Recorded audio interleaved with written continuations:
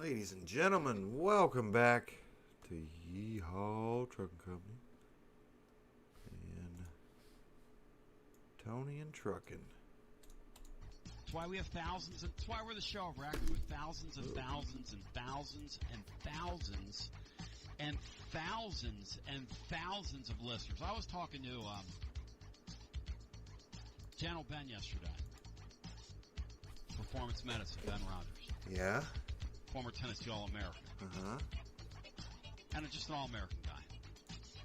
And General Ben says to me, we get so many people, Tony, from you. I mean, he said, it's incredible.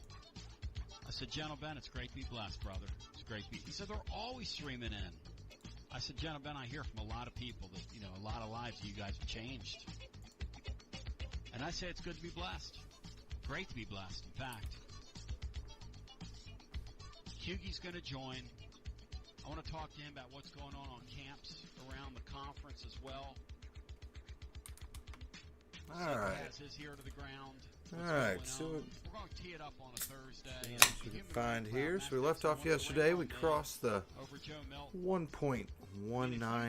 Blind taste test, blind draw. All tangled up here. I mean, God.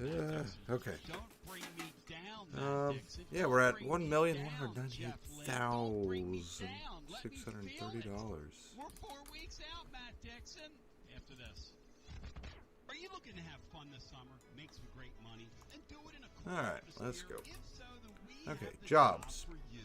Calhoun's is now Freight. hiring seasonal, part and full-time jobs. We're in at the Clovis. What do we got? Calhoun's near you. Oh, baby. That's the Calhoun's on the river and the 162,000. Tiki Hut in Lenore City. You're ready to get out and eat. What a great way to make some awesome money at a Hang on, fun actually. restaurant serving a great crowd. If you're in the Trailer? restaurant industry already and hunting a Oh, chain, it's already used. That's Calhoun's right. wants to Okay. talk to you if you've never worked in a restaurant and are looking for a change of pace and some great money. Calhoun's wants to talk to you. We're looking for servers, kitchen help, and hosts. Apply online at calhouns.com or stop by the Calhoun's location near you. Calhoun's, the taste of Tennessee. TB here for Cedar Bluff Plumbing, a live and local company that's been serving our area for over 32 years and counting because every customer counts, and I mean no job is too small. Cedar Bluff Plumbing just voted #1 by City View magazine because multiple plumbing experts are on call to serve all your plumbing needs. Chances are there'll be a plumber in your area when you call, and they won't send some salesman to your house. You're going to get a high-character, trustworthy, highly trained plumber who will serve you. Not like some of these guys that look like they came off the set of America's Most Wanted. Cedar Bluff Plumbing is Basilio tested and approved, and will go the extra All right, let's just do the log loader, I guess. Mac is a servant of the people and my consigliere to the Yeah, we throne. got it. We'll be all right. Won't we, Aunt B? Of serving living volunteers. Cedar Bluff Plumbing. Call 588-4448. That's 588-4448. Cedar Bluff Plumbing. Tony Basilio here from my good friend Marcos Garza and your Garza Law Firm. Pretty happy that we've made it to 2021. How about you? Well, I still have word of a troubling development and what we can do about it. Because Okay, There are that's those right. who We like have to to see sleep. you fail. area, out-of-town law That's not going to firms, happen. carpetbaggers have been swarming into East Tennessee lately. Firms from Memphis, Chattanooga, Birmingham, they've stormed into our area. You've seen the ads on television. You've heard some of these new ads that are popping up on radio. Let me ask you a question. Wouldn't you rather do business with somebody that's Where is it? a local here? law firm? You know, a true neighbor. Marcos Garza and my friends at your Garza Oh, it Law is. Firm Nice. are exactly that. These are your neighbors, your friends, our neighbors and friends. Support local causes year-round. That looks Marcos like Garza ours and Garza there. Law Firm always there for me when I have a need. Core Fish Hospitality Pantry and also our Machi Tailgate. Just to name a couple of things. They're live and local. They're one of us. They're of our earth. The Garza Law Firm works to serve you professionally on criminal matters, injuries, and accident matters. The Garza Law Firm is Okay. here for you And- at garzalaw.com. Yep. And they will be for many. And yep. There are those Okay. who like to see you Come fail. live, local, That's not going to happen. us, one of us. Let's go. Garza Law Firm. Let us help. Basilio for Smoothie King. And look who's showing up at Smoothie King these days. It's TK.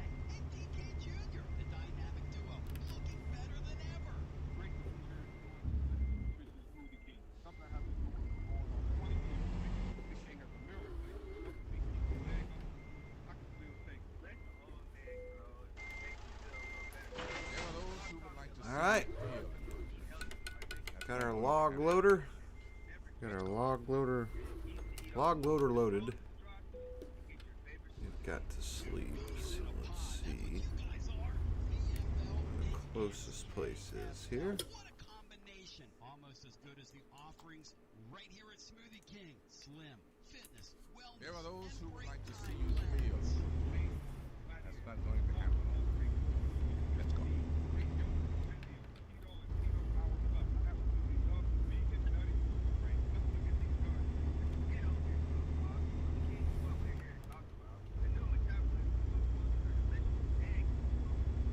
In 0.1 mile, turn left.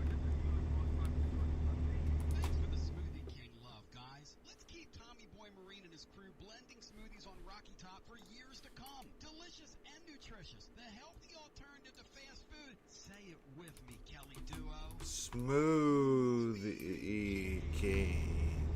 Turn left. He's coming in late, isn't he? Take that. What are we going to do with him? Tony Basilio here with former ball great Mark Griffin. And Mark's here to talk about performance medicine. And Mark's been going to performance medicine now for a few years. Mark, one of the things performance medicine did is help you with your low energy. Part of that was hormone therapy. How does that help you, Mark? Well, hormone therapy is actually giving my energy back that I had lost in the past. In 0.1 mile, Tony, as you age, turn right. hormones decline. As they decline, you decline in every way. Turn Performance right. medicine wants to keep you from declining as you age. Don't decline. One of the misconceptions, Mark, people have about performance medicine is that hormones is all they do. I know for me, it was nothing of the sort. My vitamin levels were all screwed up, and they got me on a regimen. 3 years later, I felt like a brand new man. Did you experience something similar with them as well? Tony, I did. It's like I was given a scorecard of the way I was living my life and some of the areas that were deficient. We took a look at the scorecard and said, this is where you need to address the meds you need. This is the lifestyle change you need to make. And I tell you what, it's all turned around as far as how I feel in a short period of time. And I know he can do the same thing for your listeners. Don't Continue settle for straight. the way you feel. Performance medicine. On the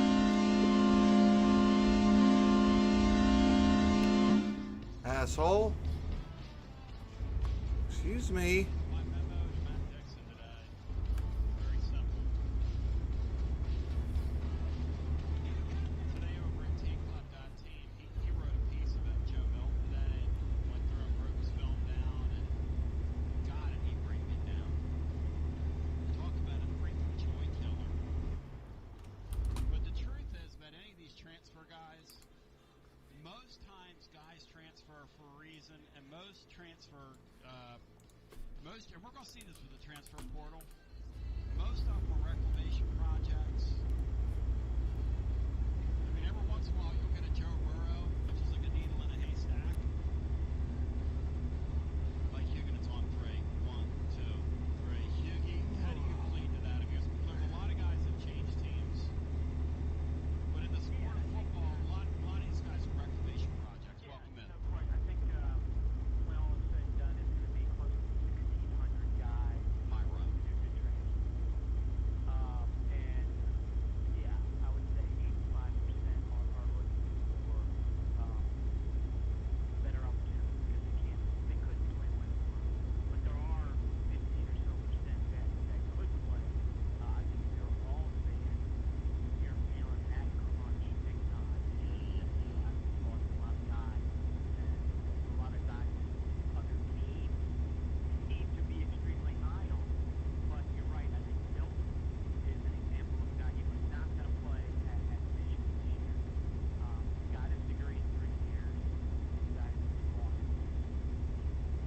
What percentage of the guys, off the top of your head, I mean, who could answer that, right? But what would you say? The 1,600 guys, I have coaches tell me, look,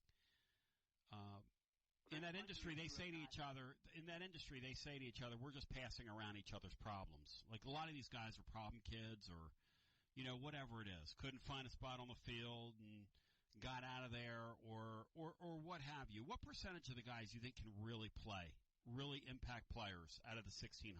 Well, I think it depends. I think there was a big-time, oh, my goodness, talking point, the oh, my goodness talking point. Why is anybody going to stay? Group of 5 teams are going to be devastated. Their rosters are going to be devastated. but I saw a story this week on the blog Underdog Dynasty that said that as many as 45 starters in Conference USA this year will have transferred in from Power 5 schools. So I think the question is, could Joe Jones play at Alabama?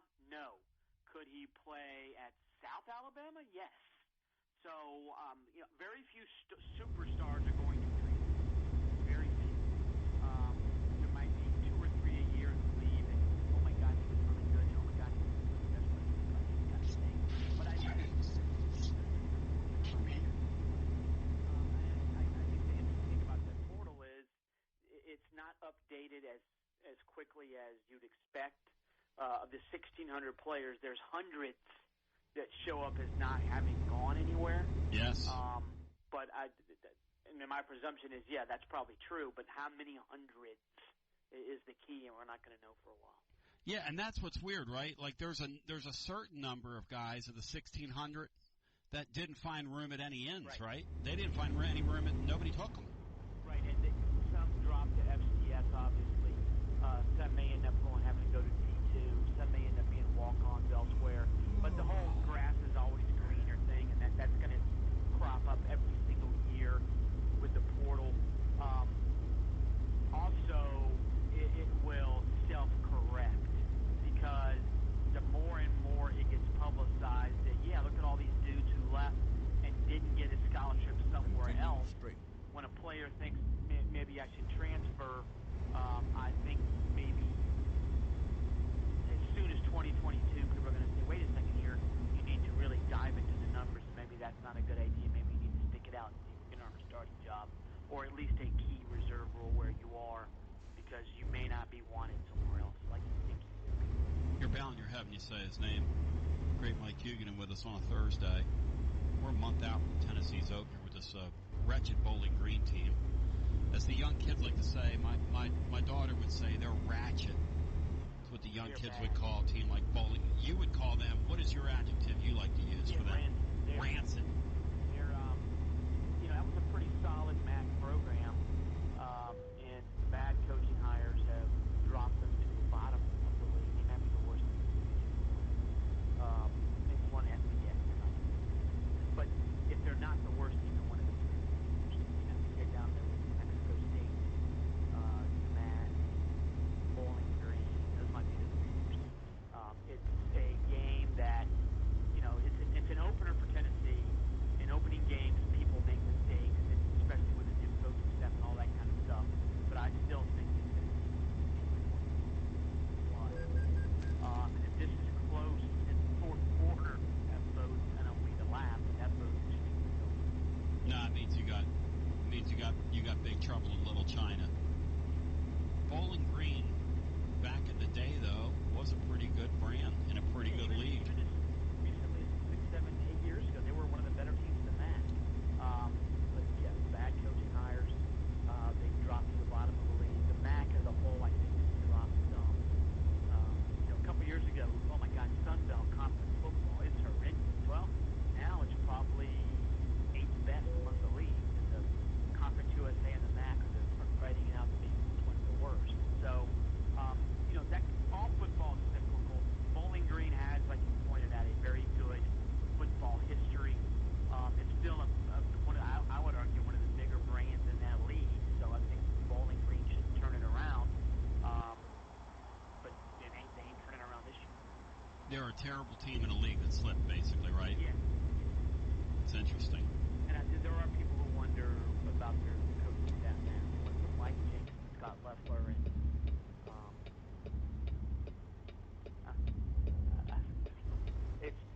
some people are not convinced that this is the right step to turn. Loeffler's a guy that spent time in this league, didn't he? Florida? Loeffler's been around a lot of places. Yeah.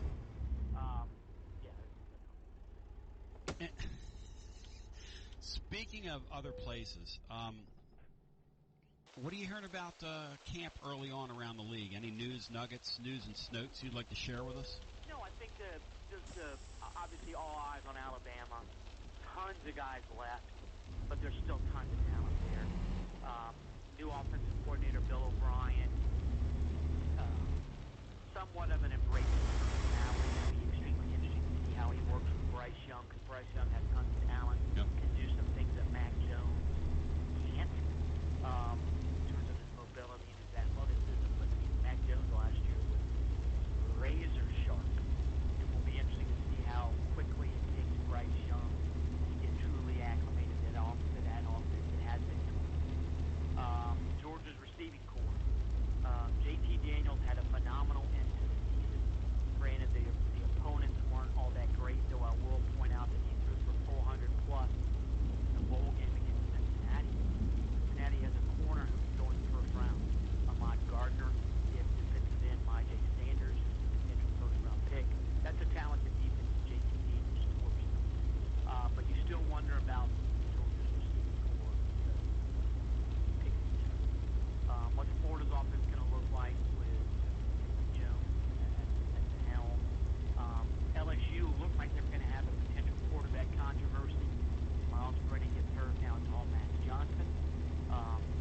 And maybe in some respects, that's a good thing, because if, those people who say if you have two quarterbacks fighting it out, if there's really a legitimate who's better, you really don't even have one, because there's always going to be a controversy. And maybe this actually smooths the water some. Texas A&M, I think that is an immensely talented team. Who's their quarterback?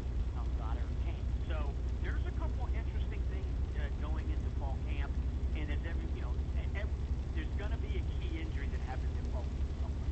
Happens every year, maybe even 4 or 5. So that's the one thing you obviously don't want to have happen. You and I have discussed this for a decade. You get a kid, a projected starter, hurt in spring ball. As bad as that is, you can prepare for 4 or 5 months for that. If you get a projected starter hurt in fall camp, oh my God, we play our first game in 2 weeks. Who's going to take his spot? So injuries, even nagging, are problematic, obviously. But for the most part, I think most of the focus in the SEC going into the opening camps is the quarterback question. Did a bunch of different schools. The great Hughie joining.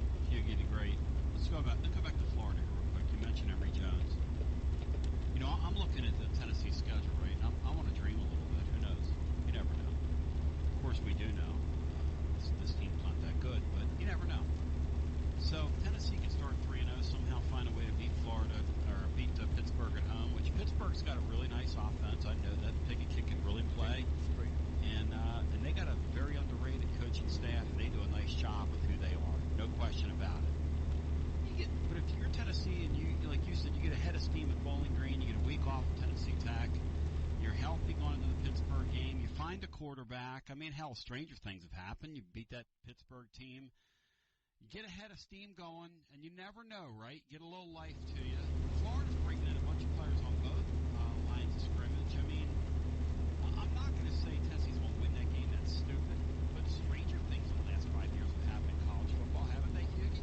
Yeah, but I mean, Florida is more talented. As you point out, Tennessee lost a lot of players and through the portal. Good things don't happen to Tennessee football, Tony. We all know this.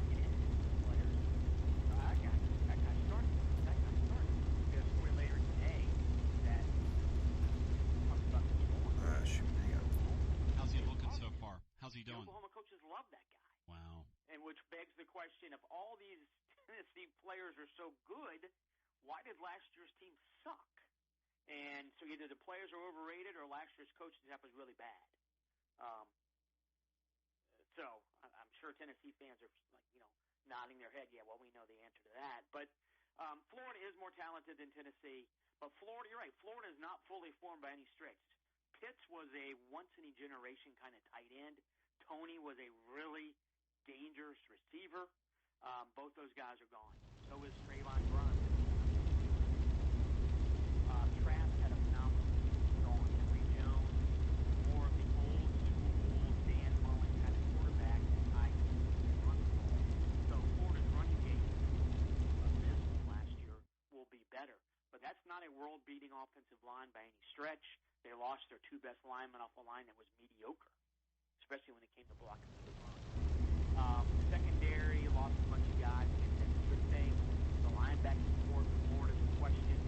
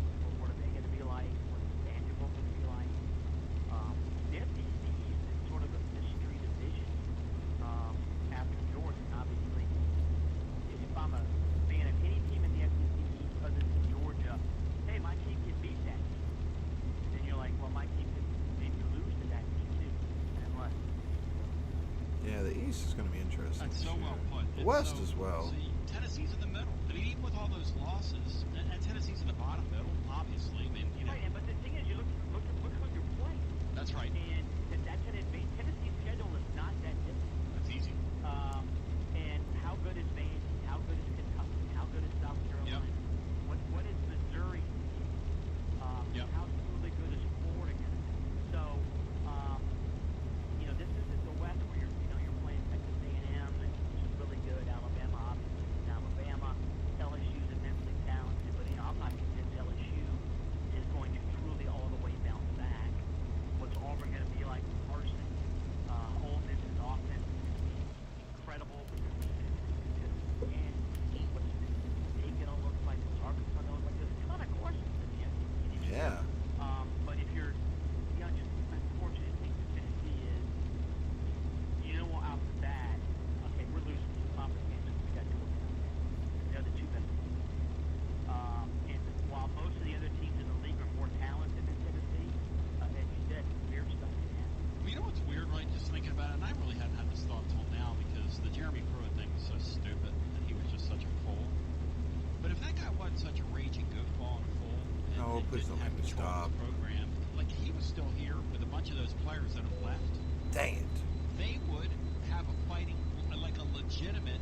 There'd be people picking them to go to Florida and win this year. Yeah, I think you can make a case that, if You know what? last year, We're skipping it. race 2020, Yeah. and if things had been quote unquote normal, Right. like let's use Butch Jones era. I know it ended bad, but his team got bad. We're better, rich. We don't care. better, they improved. And if Pruitt had followed the same kind of pattern in the past, you're right, this year's Tennessee team would have been a veteran team, players, $700, please. and Don't break the if bank. back to the SEC wide open after Georgia, second place. Yugi, from your perspective, what's going to happen with this whole Kansas Big Ten? I wrote a little analysis on where I think this thing is right now, just in terms of, because we saw the Pac-12 commissioner come out the other day, the new guy, and he was a smart move. He said, look, why don't we slow down the conversation about playoff talks and expanding the playoff? We're looking at 1,514 miles. Yeah, we definitely need That's a direct shot. that So you can see right now more the powerful Red Bulls, engine. what I call the late eight, Try to which is plan the out eight a teams left in the middle truck of the stop country. with a God knows repair what's gonna place happen there. to them. They're going to Aunt B is she's doing good, but with the folks she's out straining west, for sure. and that leaves the real swing vote on the table as the Big Ten up there in the midwestern part of the country. Do you think the Big Ten grabs Kansas? Do you think they make a play on them? Like, no. Okay, No. talk to me. No, I think we had a story yesterday, as a matter of fact. Okay, I don't know. Here she goes. He talked to a bunch of people saying the best move for the leftover English is to try to stay together and remain autonomous. Maybe you raise the AAC, maybe you go get BYU one AAC team, maybe try to add 4 teams, whatever. The key would be keep your seat at the big Yeah, boy right, team. right. Maybe you're not one of the 3 biggest big boys, but being the 5th of the big boys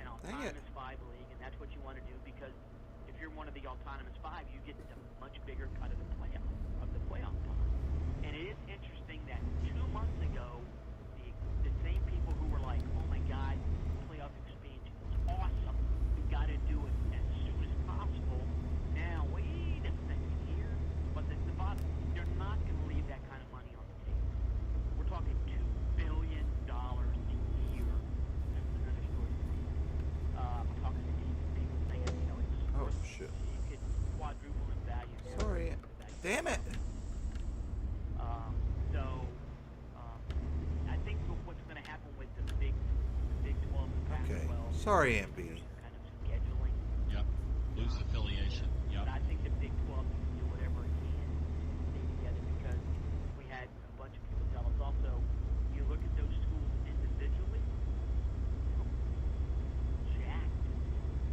Yeah, Kansas plays great basketball. Keep left. Who cares? Baylor just won the NCAA men's basketball. Who cares? Texas Tech plays the title in 2019. Who cares? So, because football, if football was the driving force of college athletics, the ACC would not have its current configuration, and the Big East still would be around. All right, let me throw this at you. Here's where I'm It's all about going. Yeah. What about this? So you're going to expand the Oh, football Lordy. playoffs. Somebody explain to me it this way. There are 5 votes. The ACC, the SEC, and the ACC.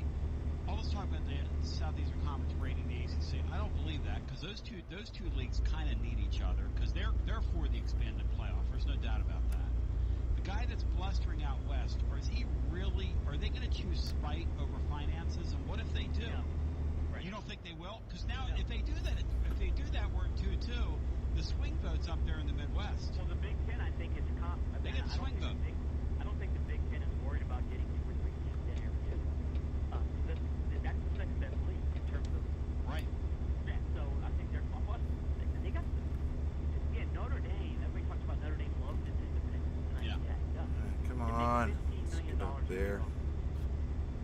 That's We're less looking than like half of on what sleep. Still good. I have to stop people for forget that fuel right now, first. Going into the 2021 season, See Big if. Ten TV deal is the best of both.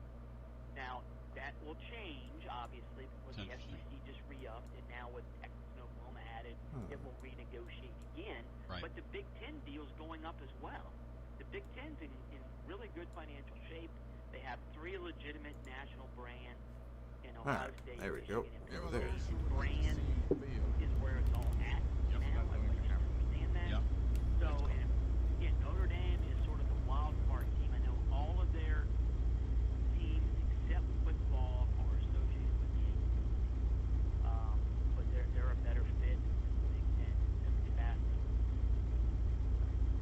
Yeah, and it's going to be fascinating to see how this whole playoff thing goes, the expansion, how that's going to work. Because you know the Southeastern Conference is pulling for the whole enchilada. Yeah, Because think about this. yeah, go ahead. We talked a couple weeks ago. Yeah. People are sick and tired of the same 4 teams. It's terrible. in the playoffs. Terrible. So now, all of a sudden, wait a second, we don't want to go to 12, we're going to stay at 4.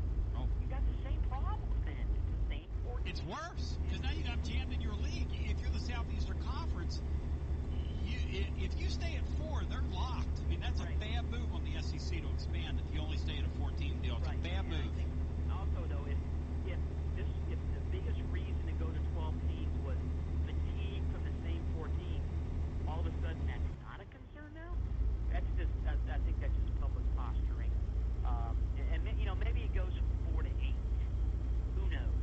But I also think that you can tell Pac-12 folks every Power 5 league is going to have an automatic 8:52 bid. Mountain Time here. That removes some of the Sun will be rising short. If you're USC, if you're Beautiful, Washington, if you're as Oregon, usual. you're like, wait a second here. We're going to be playoff worthy every single season. Move it to 12. We're going to get in there. Don't worry about it. That's interesting. So the commissioner says one thing, his member schools say another. His member schools, in your mind, are going to win out at the end of the day. Plus the money. You cannot leave that kind of You money. can't deny that. Yeah. Spike's one thing, the finances are another, and I realize that everybody right now is very mad at the Southeastern Conference for destabilizing the deal, but if those same leagues were given that same proposition, they would all done it. Every single one of them would have done it. And I still wonder if Jim Delaney were still the commissioner of the Big Ten, would Oklahoma and Texas be going to the Big Ten? What a good point, because he's already You're right. proven he'd do If it. Oklahoma and Texas had called the new Pac-12 commissioner, Who cares? Nobody cares. I mean, that's what's so phony about so all let's get this. serious. Hughie, if folks want to interact with you or they want to sample the On3 product, how do we do so as you guys continue to roll out? We've launched already, sort of soft launch, the player database, which is going to be mind-blowing. It doesn't start until October 1st, but Ivan Mazel's there.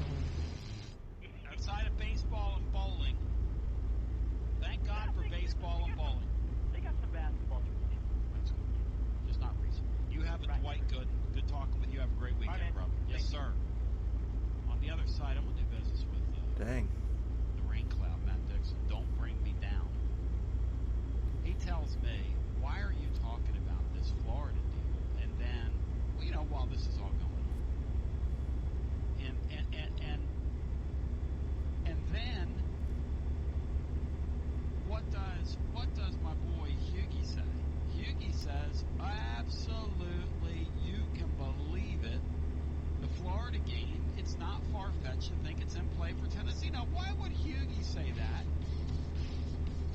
And Dixon's over here just shooting at me. And then I'm going to read his description of Joe Milton today over at tclub.team, who he likes. He likes Joe Milton. Boy, I was having the cold shakes reading that this morning on my own blog. The cold shakes, I say. The cold freaking shakes. I was having flashbacks to the club after this. Tony Basilio here from my good friend Marcos Garza and your Garza Law Firm. Pretty happy that we've made it to 2020. How about you? Well, I Thrilled, still have Tony. troubling development and what we can do about it. Because carpetbaggers remain in our area. Out-of-town law firms, carpetbaggers, have been swarming in the East Tennessee lately.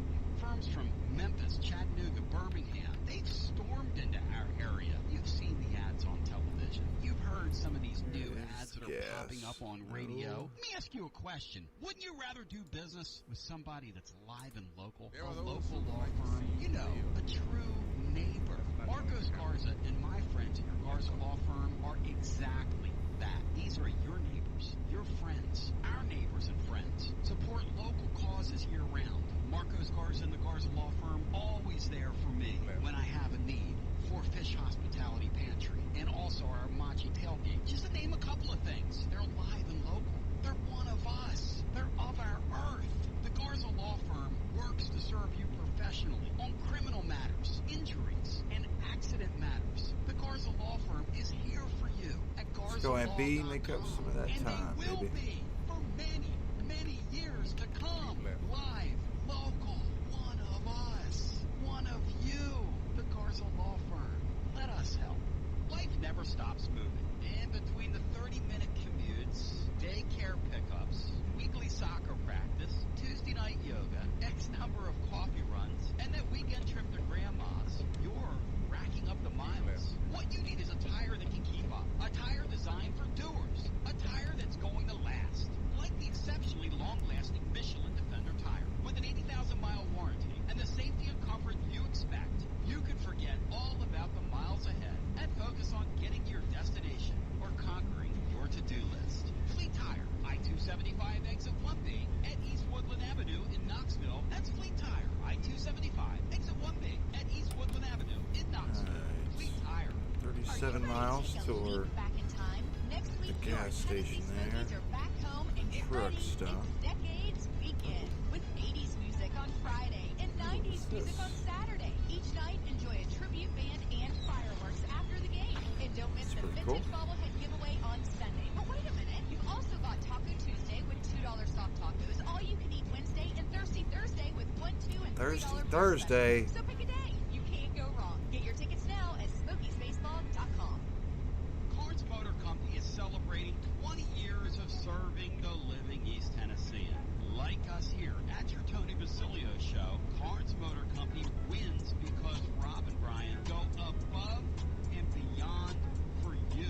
Above and beyond. Carnes Motor Company will even buy or sell your vehicle. Yes, they'll buy or sell your vehicle for you. Wow. Plus, warm weather's here. It's time to get your air conditioning serviced and get your vehicle ready for vacation with their certified technicians. And the best part, bumper to bumper, pillar to post. Carnes Motor Company will serve all your No vehicle way. needs. How else can you thrive?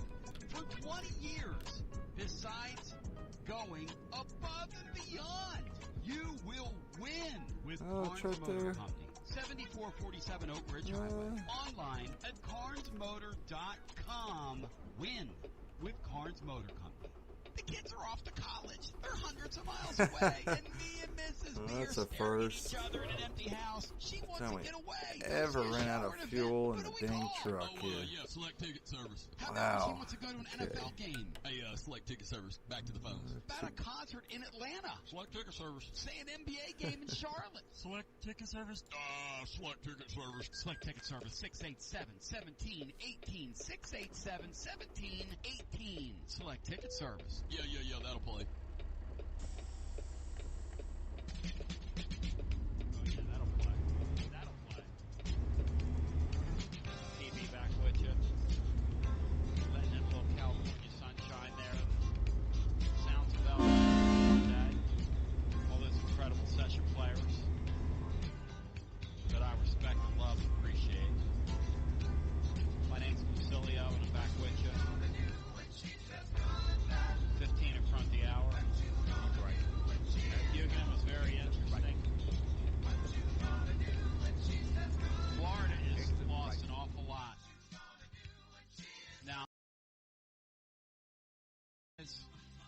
Most times guys transfer for a reason, and most transfer. Great Mike Huguenin with us on a Thursday, if you'll pardon the pun, with Better, a little bit better. They improved. Team 14, it's terrible. 1.3 billion. Beyond, and he said they lost 2 players off an average offensive line, which means he says Georgia has easily the best team in the division this year. Easily. He puts Florida in the soft middle, Brian. Keep left. And then continue straight. Yeah, all those things are true, but it's down there. It's going to be hot, and It's hot here I too. just Like can't what? get out of my mind every time they faced the Mullen team that he's been there, it has gone well. Here we go. I mean, I was always trying to get optimistic about that game, and it is the one of the big 3 that's within reach. Right. The other 2 really aren't. Turn right. It is the one, but Turn right. I just have to see it first. I mean, if Tennessee had some of those players coming back from last year that transferred, yeah, I could possibly entertain the idea, but That's what's so stupid about Jeremy Pruitt, Continue and it is I'll stupid. see it when I believe it. I'll believe it when I see it. Well, that is what, and you will see it when you believe it, but that is what's really stupid about Pruitt, and there's a lot stupid about Pruitt, and I don't mean to use the term stupid for Jeremy Pruitt, but that is what's stupid about his regime, Matt, is that if all those players on that team just Right. come back and he's able to We're off somehow here. find a quarterback, get out of the way, and let a quarterback Back out play, there. you could have seen a Strong path where way, they could have okay. beaten Florida this year. Full strength. Full stop, full strength, Matt. Not Gitmo, though. You would have had Gitmo at quarterback, which would have offset everything else. I don't know, because Gitmo last year wasn't his quarterback at the end of the year, and Gitmo was leaving. So, I don't think Gitmo would have back. If Gitmo was Florida's quarterback, we might have a chance to win. Matt, you are Unless the number 7 that is behind center for us is Casey Clausen, we're not winning in Gainesville. Casey, the Iceman, baby. just I don't even know where to begin. I won't go that there's no chance. I won't go quite that far, but I'll give it about a 25% chance, 20 to 25% chance of winning there. 25? See, here he goes. Here he goes. Here comes the rain Which cloud. ain't great. Jesus. Here's the rain cloud. There's the rain cloud. I think you're 50-50, and Matt's like no chance, and I'm sort of somewhere in between. Hey, Brian, let me read something to you. All right? I want to read to you something that was written about a quarterback. You tell me who this Right. reminds you of. All right? Back on the road Elite to arm our strength. truck stop. We got Easily the 95, strongest or to arm our on it of any of the service Tennessee station, 95 quarterbacks. miles. Despite his rocket arm, rarely took shots downfield. Biggest issue in watching his games is accuracy. Overthrew a lot of receivers, and I mean a lot. At times he'd rush throws and not get his feet set. His best throws are post or slants over the middle to receivers, especially from the left side. Often hits targets in stride on these throws. It felt like most of his first reads were to the left side of the field. Uh-oh. He didn't pick up the corner blitz as well and had a tendency to quickly this is spin out of the JG. pocket as soon as he was pressured from the edge. Brian, Mr. what does that sound Garantano. like? Turn right. Blind draw, Brian. Blind draw here. It's Joe Milton. You're talking about Joe Milton, and But I who think does he you sound want like? to say he sounds like the quarterback that they had last year that they couldn't get out of the line. I'm reading Matt's thing and I'm going, okay. Let me read this one more time. I'm trying to feel good, right? He says the following. This is his quick take on Milton. By the way, Matt with a great, not good, but a Oh, you great know what? nugget entry today on I'm not Heupel going to worry about. and that. drilling down on him. This is the kind of stuff that we've been Yeah, waiting for those Matt who to would write. like to see So Matt fail. drills down. Nobody drills down like That's Matt. not going to happen. Let's go. Well, I don't know. That oral surgeon last week that I had, he drilled down pretty good as well. That's another kind of drilling. If you're squeamish out there, you should have heard the sounds. You should have felt it. Probably felt like this like Florida. Despite his rocket arm, Milton rarely took shots downfield. His biggest issue is accuracy. He overthrew his receivers a lot. He rushed throws a lot, not get his feet set. His best throws were post or slants over the middle. He didn't pick up corner blitz as well, had a tendency to quickly spin out of the pocket as soon as he was pressured from the edge. So that's one thing that I'll give the club master. Oh, hey, come on. Club master never met Come on, Tony. Get to the collars. Get to the good stuff.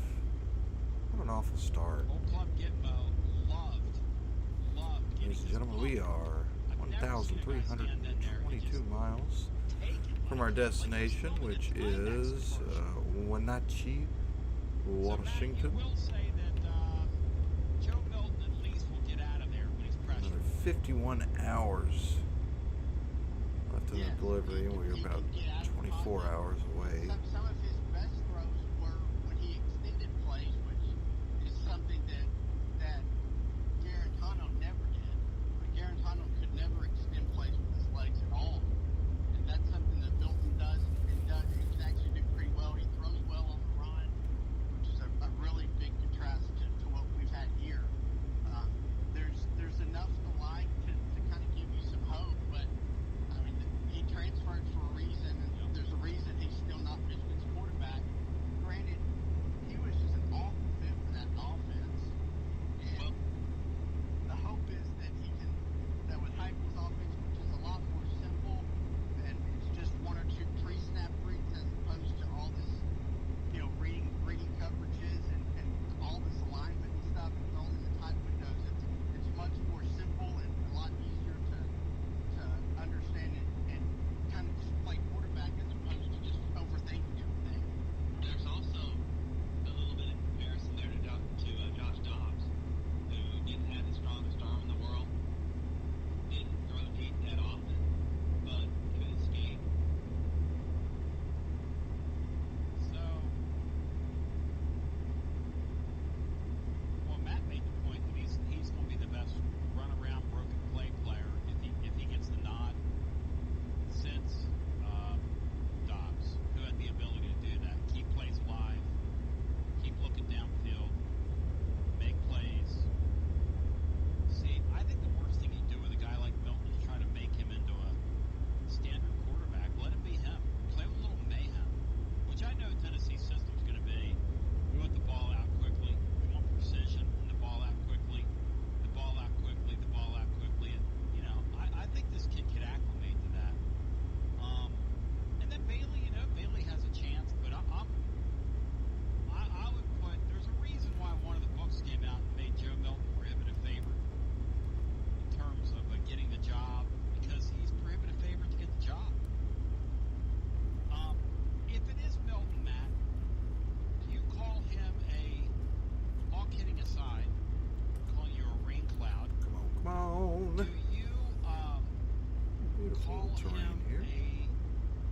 a upgrade from Garantano, major upgrade, or a huge upgrade? What is he? Oh, Lordy. He's a major upgrade. Okay. We could go run wing T and be an upgrade over what we had the last 3 years. Okay. Keep right. So you're calling him a Hairpin, major exit upgrade. right. Over the quarterback we had, yeah. Yes.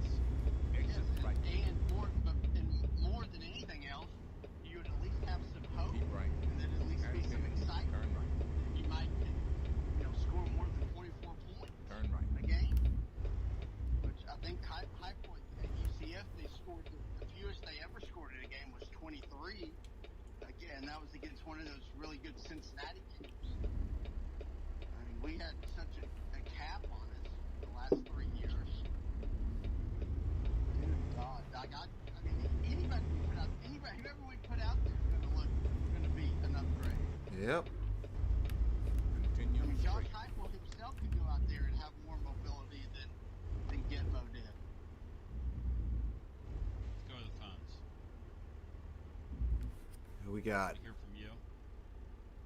A lot to talk about today. Very little time to get there. Hello and welcome into our next call. You're on the air. Tony Basilio Show. Good morning. Hey, Tony. Good morning. It's Marty in North City. How you doing? Anwa City, Marty. What's up, buddy? I'll be down there tonight playing music. Hope to see you. I'm going to get over there. I saw that. Yeah, I'm close there. Hey, are you on like a speaker apparatus of some kind? Because I can hardly hear you. Yeah, let me get out. Thank you. Please do. Is that better? You're the man. Hit it. Got a question you probably talked about. But, yeah. I'm just wondering, our academic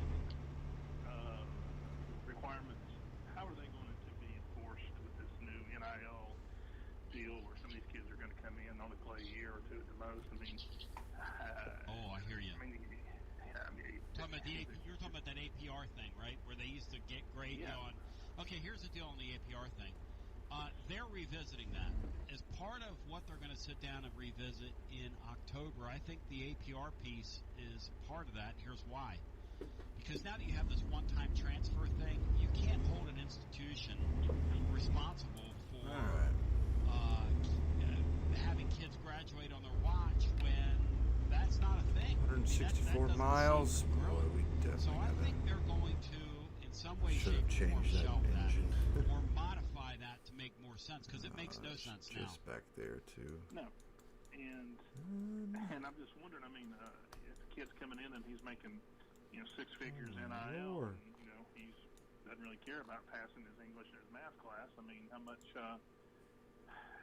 I just don't know how much there are those who would like to see you fail. How far is that? 140 miles. Okay. Hopefully we'll be able to make that before we have to sleep. Be on probation at the school, or and I'm not saying all you've got a kid in your class making $200,000-$300,000 NIL, and I hate to say this, but I mean, who's to say he can't split the instructor $20,000 for a bit after grade? So did it ever come to that? I guess anything's possible. Isn't it? Yeah. It's just, I just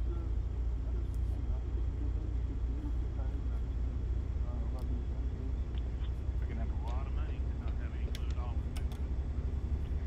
Oh no, look, and I appreciate the call. Here's one side of NIL, and it's a good point, Marty. For the big stars, if the big stars aren't grounded, as soon as somebody hands them that money, there's going to be someone on the other side trying to take it out of their hands. Or they're going to be family members on the other side trying to take it out of their hands. Or a long-lost uncle or a long-lost cousin or whomever trying to get it out of their hands. That's human nature. Relatives they didn't even know they had. Oh, yeah. That's human nature. They're going to come out of the woodwork. Absolute human nature.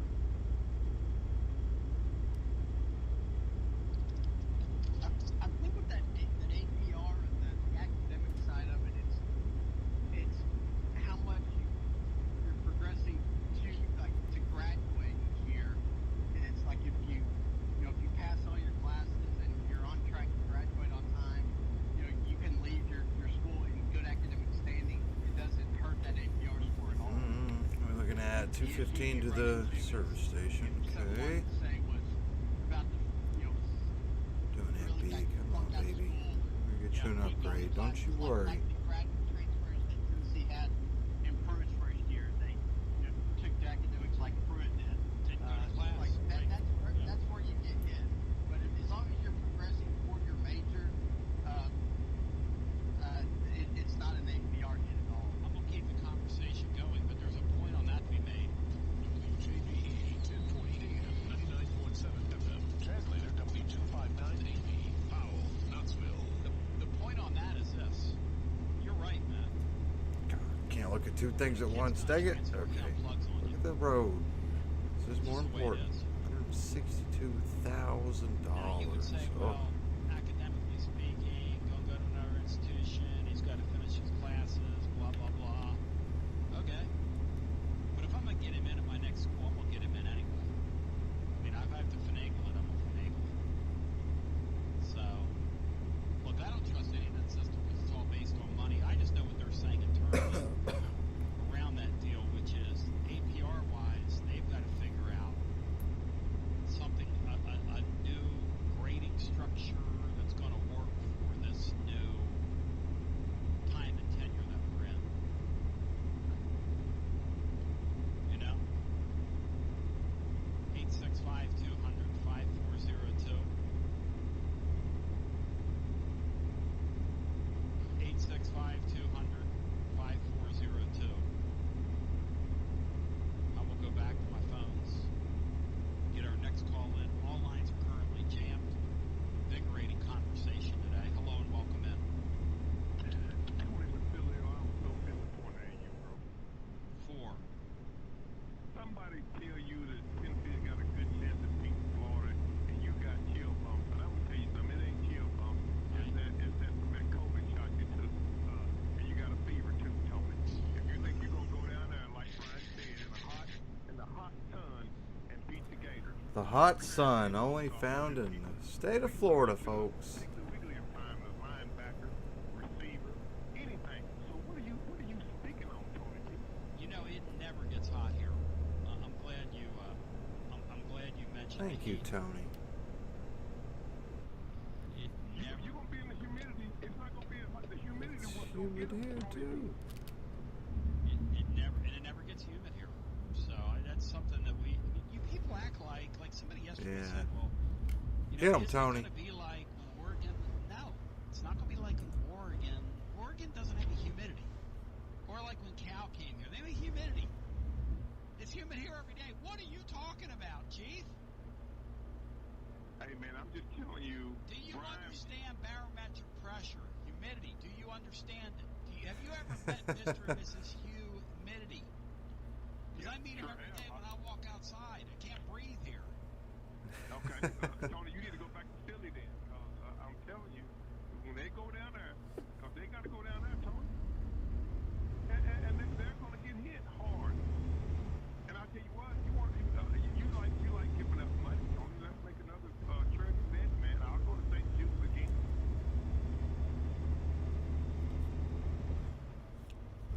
Hang on one second, can you? Florida, you're aggravating me right now, but you're my guy. Hey man, I'm just telling you, bro. Whatever somebody said about y'all going down to Florida and Ben Hilbert Stadium and beating us because we lost so many players. Left. It's At 10, ludicrous. turn left. I don't get it. Florida, Turn you left. gotta know, Tony hadn't been to Gainesville since 01, if I had to guess. It has been since 01. That's exactly And right. it's hot and humid down there. I mean, you know, it's very I mean, it hot. was It's definitely hot. Why it's so hot. It's just My experience there. down there in September. We need to play you But in late November. I've said that ever. like I've said that Tennessee forever. gets just as Dating back hot. to the Like days, it never made humidity is sense just to as see bad. Like it's why they got, and back then it's it was bad the in the whole signature game of South. the league. Why would you get the signature game over with the second week of the season? Look, you've moved so many other games around. South Carolina's early October. Missouri's been moved around. Georgia's, they're playing them in November, but yet Florida's still game number 1. Nothing sacred, man. Nothing sacred. But Brian, one more thing, man. Do you remember the last few times the Tennessee's played Florida down in Florida, man, and everybody's wondering why they got so tired, bro? It was that heat that they ran out of gas. These are 18-year-old kids, Florida. What are we talking about? Jerry Cobb, Yeah, you had Gimbo a quarterback. It's well, they're fine, coach. He came to the game on them, you know, Tony. He came to the game on Well, them. do you find Gitmo to be an acceptable opponent? Did you enjoy playing him? No. I like excitement, bro. Exactly. I like excitement. Could Dan Mullen turn Gitmo into a serviceable quarterback? Yeah, could Dan Mullen develop him? Hell no. No. See, that's why I like Florida. Florida No, keeps it it ain't no, it's one hell no. huncho. One No, huncho. it's hell no. I mean, listen, I had some people last year. I had a guy on here last year.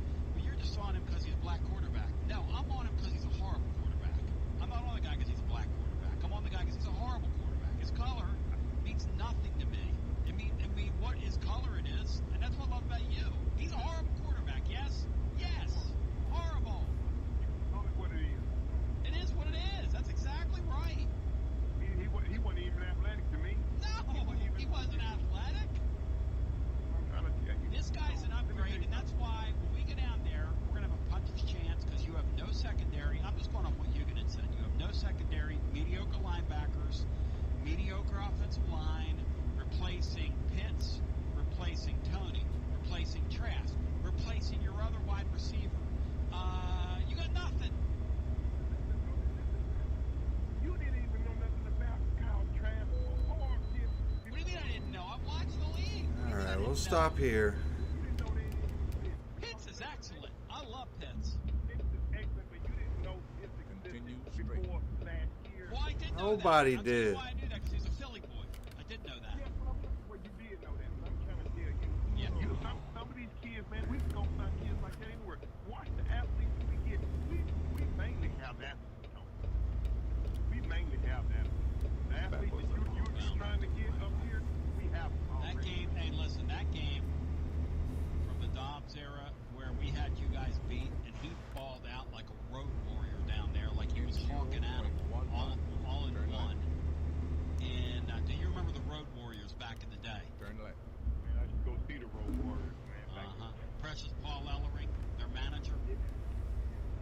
Anyway, that game where you guys had not one but two fluky ping pong ball receptions for touchdowns. We're gonna have a Matt, guest. how disgusting was that day in your mind? And were you there, Matt, at that game?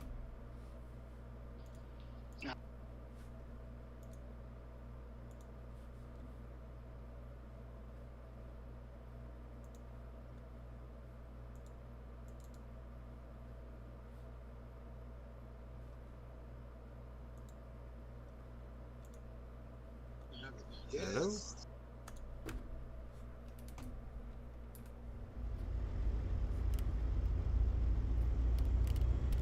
Can you hear me?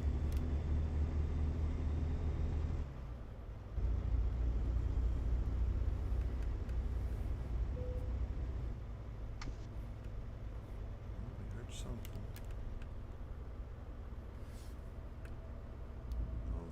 Y'all should know this is illegal. I'm a sovereign citizen. Shit. Yeah. 157,000 pounds.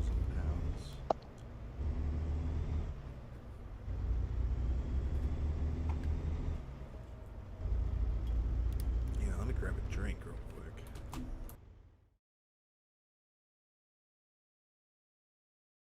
Hello?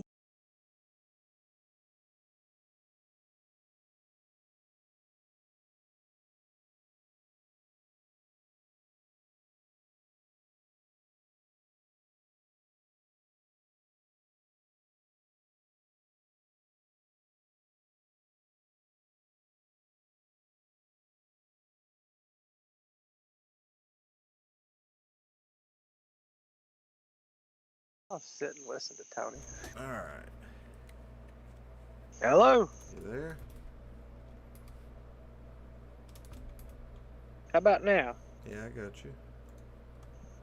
Let's see some screen. Oh, yeah. Is it possible to listen to Basilio too? That day that Nathan Peterman threw the damn bouquet, My wife was very disappointed in me that day. your behavior that you made, So, you showed yourself at the reception. do you is that hear what it? you're saying? Yes. I don't hear Tony. Oh, boy. Florida, you're my man. Much love to I you. hear me though. Speaking of which, I've been told. Why are they scheduling weddings on game days? Well, I'm back to I this. don't care how bad we are. Well, you know what, Brian? I've been told by somebody in town at a prominent restaurant who handles catering that there are more weddings this year scheduled during home Do you hear it now? football games than they've ever seen. All-time record. No, sadly. Football Huh. Yeah, I don't know. Speaking of which, Do you hear the give us a game when I hobo play it? right now. Like when you play ships? Yeah. Right up on that. No, I generally never do. Oh, It is I didn't know that. I know. Huh. Although hearing myself is not all that pleasant. How do you hear yourself? I don't know. Just hear everything that I say. Like an echo. Huh. Man, I'm just going to let you drive. I'll listen to you talk and hear Tony. Well, we can match up our Tony here. Oh, don't worry about that. That's okay. Alright. You It's a drive. pretty boring show so far. Have you listened to any of it? I listened to some earlier today. Oh, gosh. The beginning is just awful. But I was listening to where he was calling out the fans for not signing my petition. Yeah, he kind of made a comment about that yesterday, too. But He goes all in at like 12 o'clock, 12:15, something like that. waiting for him to talk about beautiful Bobby Eaton passing away. Oh, God. Probably one of Tony's wrestling legends. Oh, man. Sad day in the wrestling community. R.I.P. indeed. Yep. Well, I'll listen to it for a little while and All right. text you in the group. All right, we'll see you. See ya.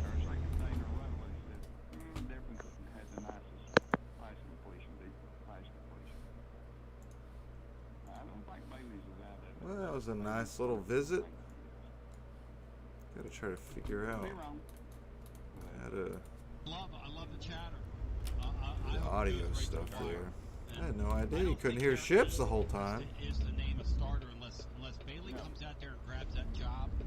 I don't think they're aimed. I think those two guys right there are going to split them right down to the wire because I think they're afraid Bailey's going to leave if they name a starter soon enough. Yeah. And they might have to take it all the way to that game because that game is right after the withdrawal deadline for the semester. Yeah. Which will already be about 16 or 17 days, if I'm not mistaken. It'll be a couple weeks into. Oh, we're struggling here. We're even under 1,000. So we've got 113 to go to our service station here. Now, with these just transfer within the conference, I can see the coaching staff trying to keep players like Bailey around just so they don't go to a conference rival and come back and beat them. Yep. Why wouldn't you, Brian? Even though the kid may never get on the field for you, All right. he could probably capable of going somewhere else and beating you.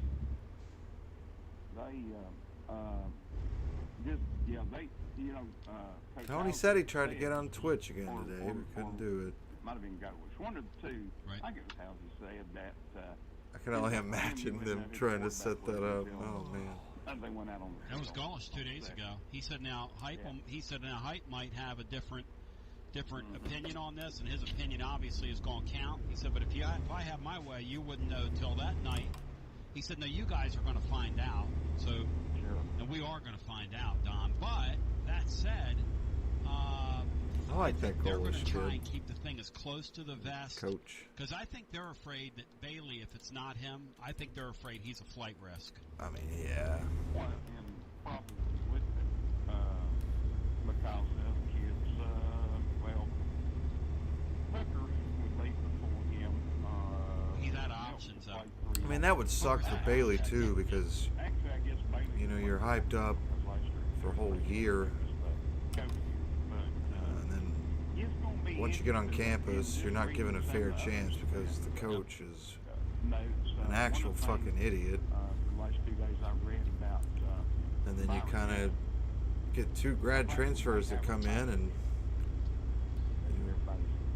try to take your job. I mean, a little unfair just because the other guys got a little bit more experience, especially Hendon Hooker, but speeding. I don't care. Now it's a 65. You kidding me? Yeah. Then you keep looking, then the receivers seem to. Jalen Hyde had a little bad day. Apparently, yesterday was some drop. I think the biggest crazy thing from the depth chart of day one was that Jalen Hyatt wasn't even first string. Like, that's exciting. That dude's a freaking beast. Like, No, that's the deal. Look, he was that's why I'm taking not second getting string all, like, paying reps out of the attention to slot. practice Like, the first couple oh days. my lord! It does not count till you're about 10 days in. I mean, I hate to be Excited about our killjoy here. receivers. I mean, it's good that you're reading it. It's good you're having fun with it. But that's a bunch of blather. I'm till we get hopeful about for the 10 days running into this backs thing. too. I think Jabari Small can be a really good running back, especially in an offense like this. I really kind of would remind me of a smaller Charlie I don't Garner. think so. I think No, I think they need to have the media out there so that, like you said, if you're going to sell tickets, they get people pretty excited. Well, not only Yeah. that, but if you're going to have a fair quarterback if you're going to have a fair quarterback battle, and it's going to be about the best guy, you need to leave the media out there and let everybody see what's going on. That way they can say, hey, this thing was fair, or it wasn't. Well, I mean, if you go back the last couple of years, that was... I honestly want to play 4 quarterbacks. Like, I don't even give a shit. Nobody knew that. Just let them switch series. Swap series, swap I would say to people, every other play, I don't believe something. that. Just play all 4 of well, them. he's the best player in practice. Well, That's I don't how believe that, comfortable because I he feel can't with play any all of them. games. That means your practices are structured wrong. Yes. Good point. Yeah, I mean, if you look back when Although Jay Joe Milton, any other I time kind of get a and Bailey came in, early 2000s CJ, they were lights out better than JG. was it CJ? No Yeah, doubt about CJ Leak Absolutely, vibes from no him. doubt about that. He had his man, and that was Alex going to work. And they're his man, which is why he's not here. But I will Entering into the great state of Utah here. We are 64 miles from the service station. In this offense, whether he has a bad day or two or a bad week or whatever, or a slow start, I think he's going to have a great year here. If he doesn't have a great year, I'll be shocked. Oh, we might actually I think doze he- I off. think We don't he want is. to I do really that. do. And I think that some of those other guys, on the defensive side and some of the stuff, I've been a little, in addition to the Byron Young thing. Oh, I'm excited to see this been here defense. what- I think and reading our about defense stuff has the on the potential rail. to surprise people. That would be good. But anyhow, I'll get off. Thank you. Good talking to you. Good talking You got to you. veterans Yeah, in the it's hard defensive for me backfield. to get anything. A couple of good out vets of up on first the couple days line. Of we're just warming up. Practice. Linebackers, I realize you've been guys able are to over get there, some transfers have to do in their that job, are going to make and they an have to immediate provide impact. contents for sites and things for fans. I'm not telling you not So, to get, potential. not to get, you So know, tap into it. informed or whatever the word is, but it's kind of a bunch of nothing till it's something. I mean, it's just the Beautiful way little it is. diner there. Especially awesome. until they put pads right. Man, I And cannot this wait is for just- Wyoming. This is like watching the compulsories for ice skating. You know, those people go around and can you make a circle? And, you know, those of you that have seen the figure skating in the Olympics, these are the compulsories right now. This is not even a dress rehearsal. I mean, I don't even know what it is. But it's something, and it gives you something to talk, you know, something to think about, and kind of whets your appetite. But in terms of, well, this guy, you know, for the second day in a row, Harrison Bailey threw the best, you know, who cares? I mean, you would say, well, you're not cheering for Harrison Bailey. I'm not cheering for anybody. I don't care. I want representative quarterbacks. I'm cheering for all of on them. the watch, and we can score some points with. It's weird. I don't care who it What is. the hell, buddy? You'll say, well, you keep saying that's going to be Milton being the quarterback, blah, blah. Well, yeah, that's what I think. Like But I'm not. Oh, what the hell? Not like I had a guy text me, well, he's not going to be the quarterback anymore, Bill. And I'm like, well, Ran yes, a he red is. He's light. going to be the quarterback. No, he's So, okay, well, I guess we'll see what happens. But the point is, we whoever it racking is up the money in has these to be damn better than what they charges had last here. year, and whoever it is Yeah, has just to go be a over here and go to representative sleep. Southeastern Conference quarterback there. and has to be able to move their offense. Now, We're whether trying. or not you were accurate your first couple 4 or 5 days of practice is not the point. The point is picking up the offense quicker. Idiots.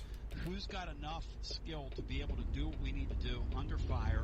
Whose arm is strong enough to move the team down the field? And you can already see with Bailey. Bailey's limited with his arm strength. So the Oh, I question thought I could becomes pull for in him, there. Matt, Dang this is it, where it's going to man. lay it out here. We're gonna This is where doze the off staff's and gonna talk about crash. behind the scenes. Well, this guy's having a better camp, but his arm's not. Tony, we He got can't make more the throws important we things to need him worry make, about but he's here. having a better camp, This so what trip do we is a do? disaster. It could come to that, Matt. I'm not saying the guy's Ran chopped out of liver, fuel for her first time. but he doesn't have the Keep physical getting skills Joe tickets. Milton does. And kind of, it's not close. Is that it? And Matt, am I speaking out of turn there? No, Tony. Well, I think that's fair. It's not that Bailey can't be a good college quarterback. I think he can be. Yep. More of that game manager type, but he's not a great fit for this offense and what this offense kind of relies on. Doesn't mean he can't do it.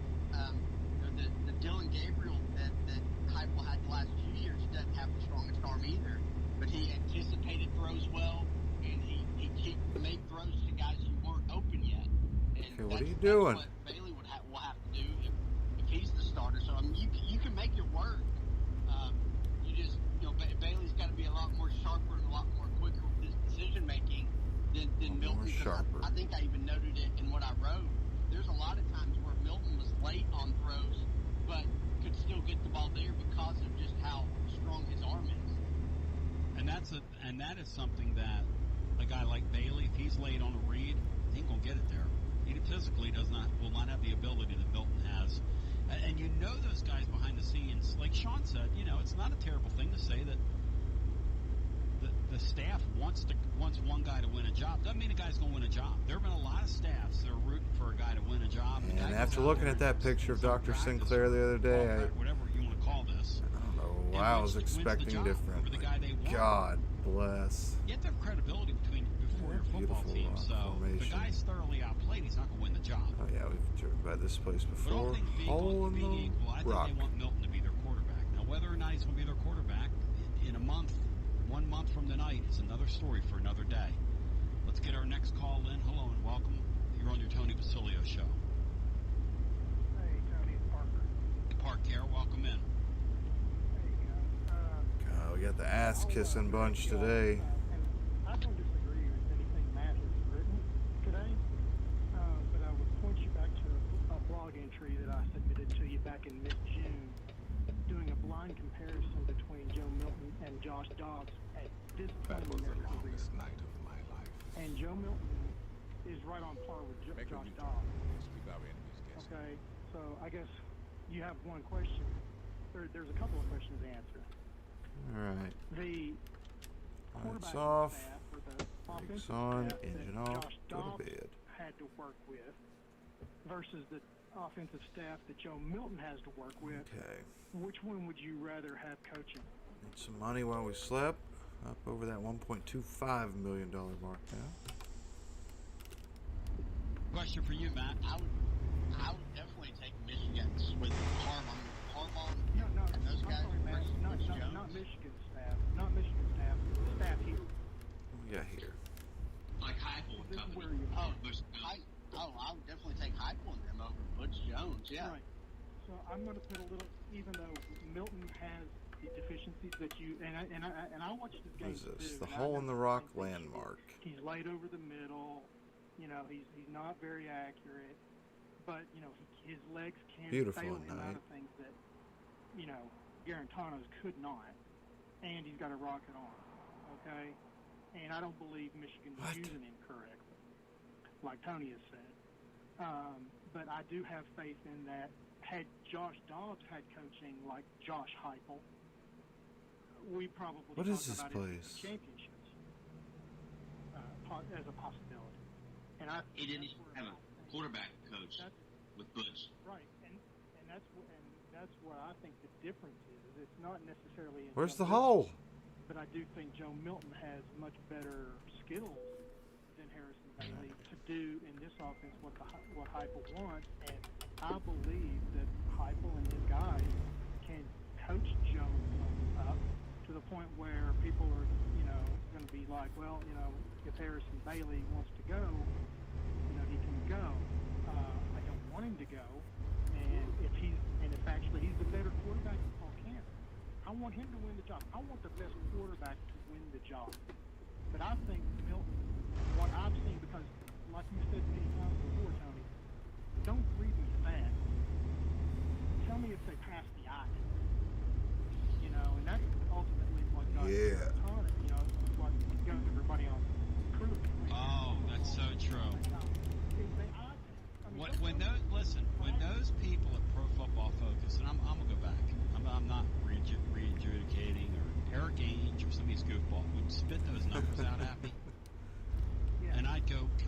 Please watch the games.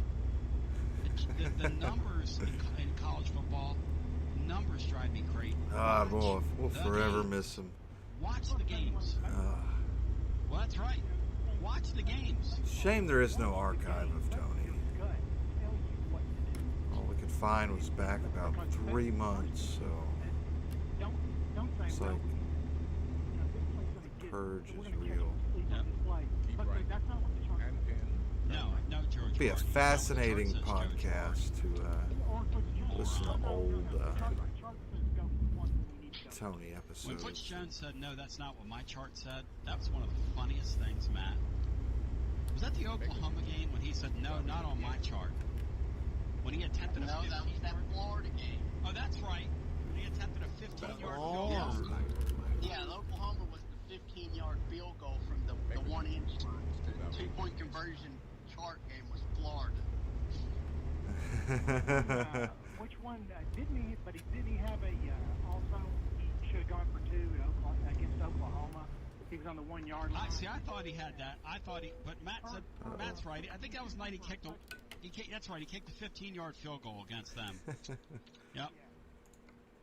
That's what I thought. But anyway, hey guys, that's just my 2 cents. It ain't worth Great stuff. Appreciate you. Thank you. Thanks, guys. Good talking to you, my man. I love Park Care. He's a great contributor around here. Let's go back to our busy phones, get our next call in. If you want to jump in, hunt, mix, hunt, mix, and mix, hunt. All right. My name is Tony B.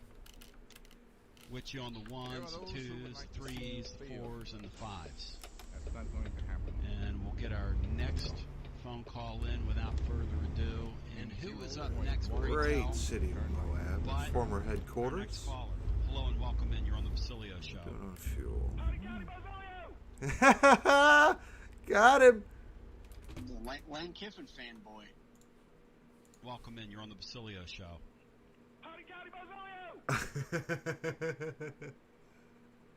The Lane Kiffin fanboy. I love how Brian's like trying to justify that he's like Lane Train. got through. Oh, yeah. The Lane Kiffin fanboy. Lane Train thinker. What did you that make that of? makes two of them. Two of them on the Lane Train. What did you make of yesterday Marcus Columbus's just unavowed love and just this fascination? Keep feeling fascination with Lane Kiffin. Why are they so fascinated with him, Matt? Tony, you know why. Just because of the personality and the offense, the way they score points. But it's more just kind of that personality. I just love the commitment of him to call like 3 times a week. I loved it. Yeah, I could tell just listening the love came on for you when you thought about the Kiffin and Hugh Freeze deal and how they're essentially the same coach. Now, I've said for a couple of years now that Hugh Freeze is just a proven Lane Kiffin. Oh, God. And for Columbus to come on He's here just like and talk about Kiffin like that, when that light on his lunch break and you went all in, that was at great, Jason's great. Deli. Well, I mean, He's standing in line. about that And Tony you're willing picks up the phone to point out what a fake and a fraud and he just screams, "Hot dogs is all out!" because he Oh, uses God. quote unquote his faith and blah, What? What did Lane Kiffin do? He hit In me. all this? I mean, Got a let's get real $100,000 big here. ass He had piece an of equipment image back rehab, here. Part He of hit which me. was he had a quote Can't unquote control conversion, it. which I don't know whether he did or didn't, but he did that. I didn't do it. And then what is when he gets down there? Is he behaving down there at Ole Miss? I mean, is he? I don't know. But what's rumored? He already is out. He's not even there 15, 18 months, whatever it is. He's already got to go on. I didn't do that. Pretty sure that hotty toddy guy is cattleman, right? I mean, give me I think a break. he's cattle. I mean, He's the guy is notorious. a living, breathing episode of the Jerry Just Springer Show. nemesis of Knoxville And he's a boy band Sports football coach. Sports Talk Radio. Oh I mean, man, he he used is- to get There's no substance there. Doc going and As you Heather pointed going. out, And the two all times 3 he of them, Doc, played Jeff, and Heather, his all coaching going. Used to get Will going. Oh, man. He got smoked by him. Well, actually, no, it wasn't even Hugh Freeze. It's the 2 times he played our guy. Everybody, like Brian said, everybody's out on our guy. Our fan base isn't embracing the hype thing. And look, I'm not mad at our fan base. Oh, yeah, Our fan base has been dragged through the mud. Destroying But if you were to tell our fan base, who would you rather have, Lane Kiffin or Heupel? Lane Kiffin. I mean, what do you think the percentage would be for Lane Kiffin? Probably People have a crush on 80-20. And he destroyed our football program. For his dream job, Tony. Crush on him. He was young. He was stupid. And that last loser that just called has a weird fascination with him. That guy just held on for 25 minutes to scream Lane Train Bozolio to top his lungs out. Whatever it was. And got so awful. 25 minutes. Holy shit. I mean, no offense. No offense, but that's a little strange. It's fucking hilarious, Tony, and you know it is. That's a little bit weird. God, I wish Tony one day would just take this call. Just a little. I mean, it's a little weird. Let's go back to our phones. Kyle's going to join our next segment. We'll get his thoughts on this. Hugh Freeze and Liberty are going to travel to Oxford this year for some reason. Are they really? Yeah. Who do you like in that? Oh, wow. In a game that neither team wants to actually play. Who do you like in that? But for some, it's kind of that. I think it's in November. Where's Maggie been? So Ole Miss will have kind of been through the wars of the SEC, and there's a chance Liberty, Maggie? Undefeated or maybe one loss. That'll be a really good game. That Working on her stand-up career. That might be one Most where fucking that's the most people. interesting SEC versus non-SEC matchup of the year, in a way. Shut the fuck up, Brian. Hello and welcome into our next call. You're on the air. Try this again. Hi, welcome in. You're on the air. Hey, what's up, Tony? It's Lee. Hey, Lee, welcome in, buddy. Oh, shit. Here we go. I just wanted to say something. This Florida game, real quick. Yeah. Okay.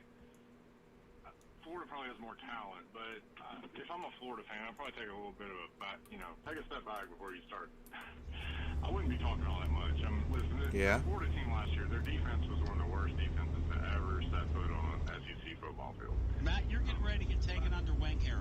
Matt, I want Matt to get ready. Oh, here. this is good. Matt, do you see the shadow? Matt versus Lee. I feel like Matt would on your ring. kind of despise Lee, you know. He wants to be that analytical wing of Tony. Go ahead. Here comes Lee from I like Nashville, Matt. Matt knows what he's doing. making all this money betting and sounding like a little fucking bitch. This Florida defense last year could not stop anybody. As bad as Tennessee's defense was, Florida's defense was worse in every possible metric. They were near the bottom of the entire country last year. There were basically 11 lawn chairs out there all year long.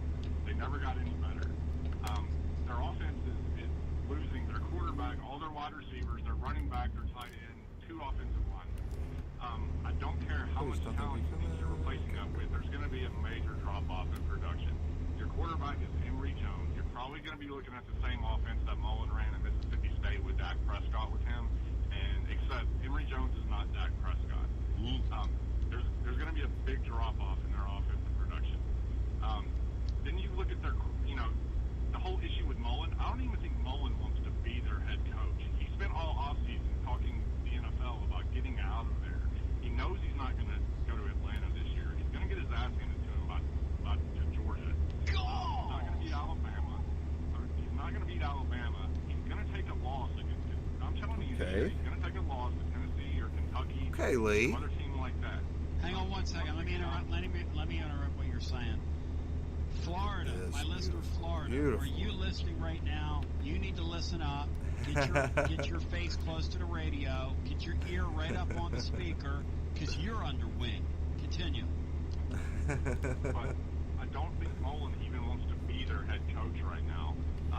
So like I said, they're looking at probably, a 12 or 13 point favorite in that game.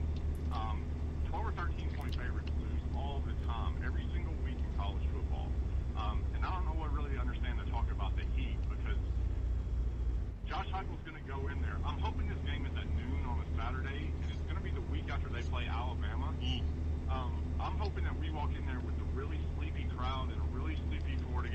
football team at noon, and Josh Heupel starts running plays every 11 seconds in that 95-degree heat, and we run their ragged defense. Oh, that's a train. I thought this car was honking talking about at me. I getting was like, tired. excuse me, motherfucker?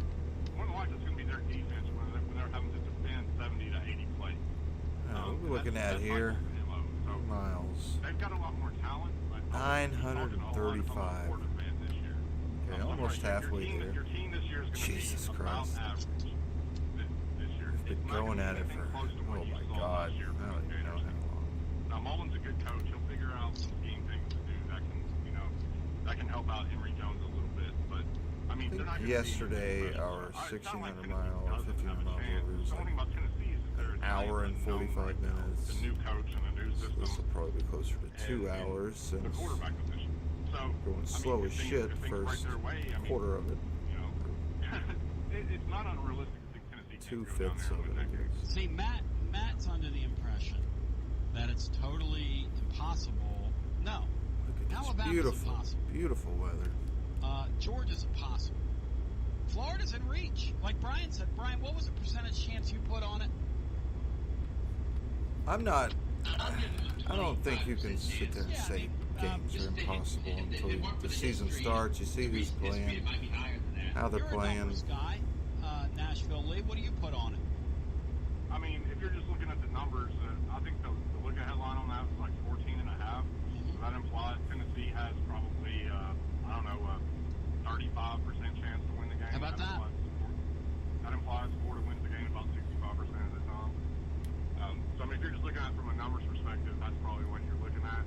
But, I mean, it's still a few weeks away. I mean, like I said, Tennessee is an unknown. Things can change between now and then. But I think it's more likely you're going to see more of a drop in Florida and what people are predicting from them than Tennessee. Interesting. I don't think Florida's going to have the power ratings that they have.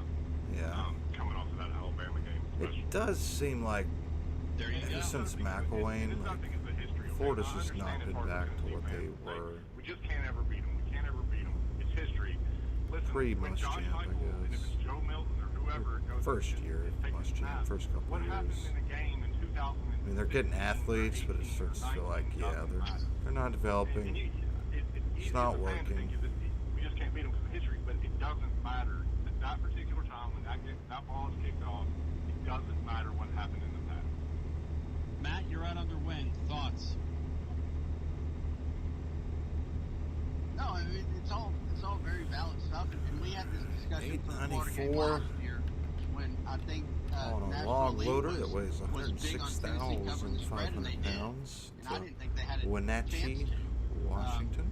So no, when you take the About another 15 hours to go before we get there. We've got about 29 hours left to finish the deliveries. We're well on our way. Coming off that Alabama game is kind Join of some Tony Basilio show, TonyBasilio.com, tclub.team. Make sure you donate, listen every day, call. And you could get up 14-0 5 minutes in, 865 and then all of a sudden you have a real 2 game. and 2.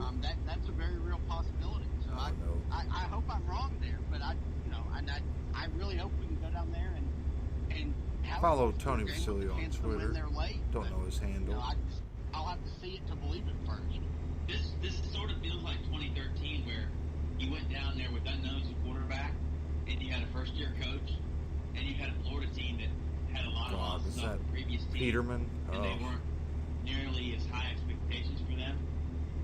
And it sort of has that feel, but you don't have an Nathan Peterman. Let's hope we don't have Nathan Peterman down there. Oh, come on, man. Give Peterman a good shake. It has that feel to it.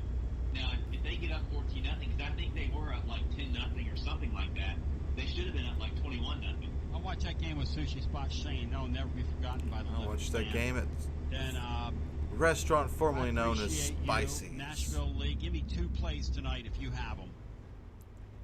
Oh, it's Awful, kind of awful game. There's a football game tonight, but I would say flip a coin on whether or not the Steelers or the Cowboys win.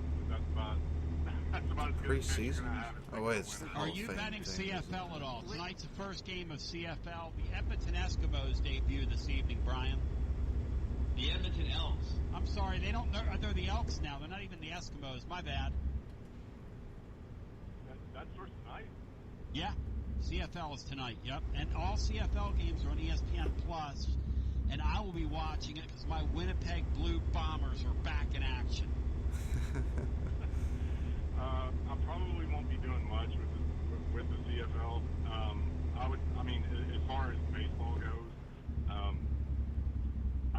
do you think I'm looking at this Spencer Howard guy that the Phillies traded to Texas? Yes. This afternoon. He cannot pitch more than 3 innings. Can't. Yeah, he's horrible. The Horrible. total in that game is like 9. I think I would look at playing that over this afternoon in Nice. the game with the Rangers and the Angels. Because the Angels are throwing Dylan Peterbilt, Bundy. was He's it been an over machine 579, this year. 589? Neither one of those pitchers are very Beautiful good. truck. One-time top Well, we gotta buy prospect us a of new the truck to Baltimore use. Orioles, Dylan Love you, Bundy. Aunt B, but we Yeah. gotta change the And I scenery. would also, I would probably take a You'll look always at, be the OG, though, playing the baby. Blue Jays over again. Their offense is Love you, coming Big along. Rig. The last week and a half, that total, I think, is a 9.5 with the Indians again today. Blue Jays offense is starting to click, and they're Alright, pretty mean with it. So, 147 I would miles look to at go. those We over today. I think those are probably the safest plays. third of the way there on sleep. Baseball's become real weird the last couple of Don't want to weeks run out of because fuel You're seeing again. just ridiculous prices on teams. Just $8 huge a guy. favorites. You're having to lay a lot of money if you want to try to play one of these favorites. So, We know it. We ran out before it estimated Hit one or distance two of them, you can have a good night. I think tonight, like the Twins are like plus I don't want to get 220. below I think that's worth maybe throwing a few peanuts on that. 5 gallons. Thank you, my brother. Good talking to you. 10 And my gallons. Phillies go for 5 wins in a row this afternoon. Nobody gives a Tell shit about the three, Phillies, and Tony. they'll tell 2, and so on and so on. We continue on this magical mystery tour, ladies and gentlemen. We call your Basilio show. It is. You got Peyton going into the Hall of Fall. I'm trying to find my Kyle. We call your Basilio show. We are going to. Go ahead. What was it, Brian?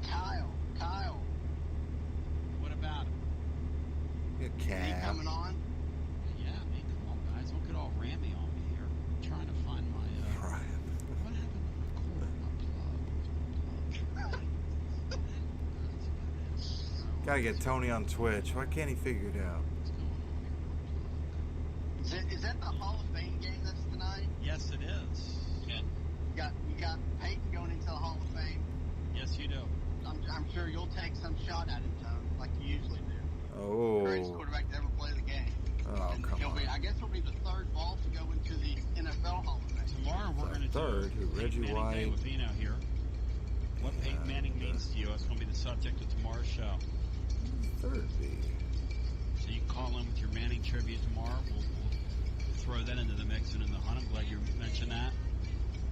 On the other side, the Magic Bus. As what you need. Outfitters is still your ability executives. Whether you're buying as rates are terrific. Italy Soccer Practice, Woodland Avenue in Ledger. No job is too with one service. The river and the location that you're online anytime. Including something that here now plans we have cars. My Go. name's Chill and I'm back with you. Back with Chill. 865-200-5402. If I could let you in on some of the plans we have coming Doug up for you, Atkins. it would Yeah, that make your sounds head right. hurt. Yeah. Because we really do have some fun stuff coming your way. What we got, Tony? And we're going to continue to break new ground here. Now, we are going to introduce Twitch into our format next week. And then we have some other things coming, some other big changes. I led the way on that, including Tony. something that we're going to do around the I had opening you week. on Twitch well But before that. I'll share more I of that normally here in a don't second. skip the commercials, but When this man right here gets into Tony stand, has had ladies and a gentlemen, you tendency better to watch play yourself, most certainly copyright 'cause music. somebody get ready to get a few chiclets bent. Right fucking now, Tony. Stop. Let's bring Kyle Black Out of makes the break, his so I return try to engagement the skip program them. today. And Kyle, Plus, you've I been in can't. the bullpen for a while. They're fucking Your terrible thoughts on the human commercials. rain cloud that Matt Dixon's Oh, become God. in his young age? Like, comment, subscribe. That's our goal, folks. We don't want to be a millionaire. We don't want to quit our day job. Well, yeah, we want to do that. But we want to fucking advertise on Tony. Tony and Truckin. Well, I mean, I don't know if it's your Say it with me, Matt. You're gonna get Tony into and it. Truckin. You're in the kick somebody's face in. That was terrible. It could be worse, and it's not a bad jam. Yeah, that is become like the poster child for suffering. Yes. For all. Carpetbagger. I mean, we've listened to. We normally listen to all of them, but I feel like I transfer my pain. I have Him found and the. Maggie are like sorrow and woe together. That's what they had. I don't. The damn Tanja one. I miss Brady. Or Brody. Brady. Yeah, Say it Maggie with is me, all Brady. I mean, conversation with somebody. yes. Did they clean all the Maggie, messes if up? you're listening, there is much concern about you and your mental state. Who? Did he say Maggie? But you know what, Kyle? This stuff. Caleb, I thought you said today was a humbug good there for show. This is $17. terrible. Yesterday was much better. And we're a month Listen out. to fucking Lee, man. I tried to launch a petition this week, Peckerhead. thinking thousands of people will jump on it, and it's sitting there like No, we 800. love And I Lee. appreciate people that signed it. Don't get me wrong. Him and Sinclair should get dinner together. But there's just no, and it's not because our audience is huge, because our audience is huge, but people just don't care. People have literally been beaten into submission, haven't they? Yeah, I've been getting the updates from. Was this about the Martin petition? Ball. He sends me something every day about the petition, so he's out there being some for sure. But nobody's signing it.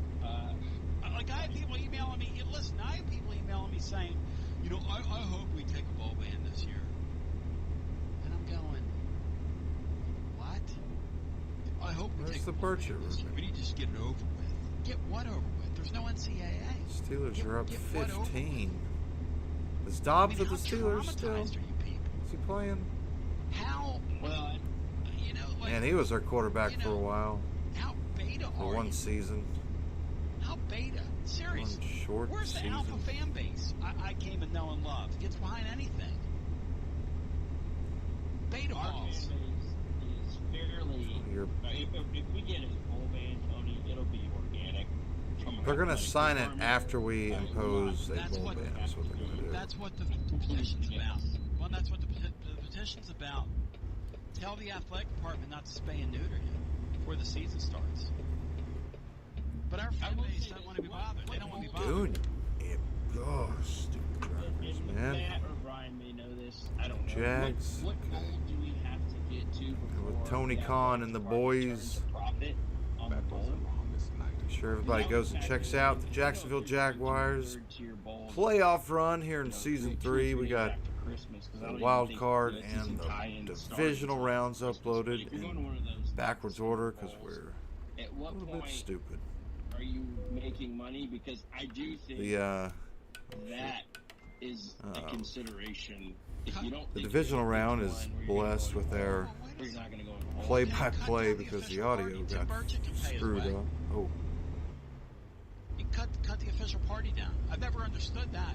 People say, well, how do you lose money on a bowl? Well, you bring everybody under the sun down there.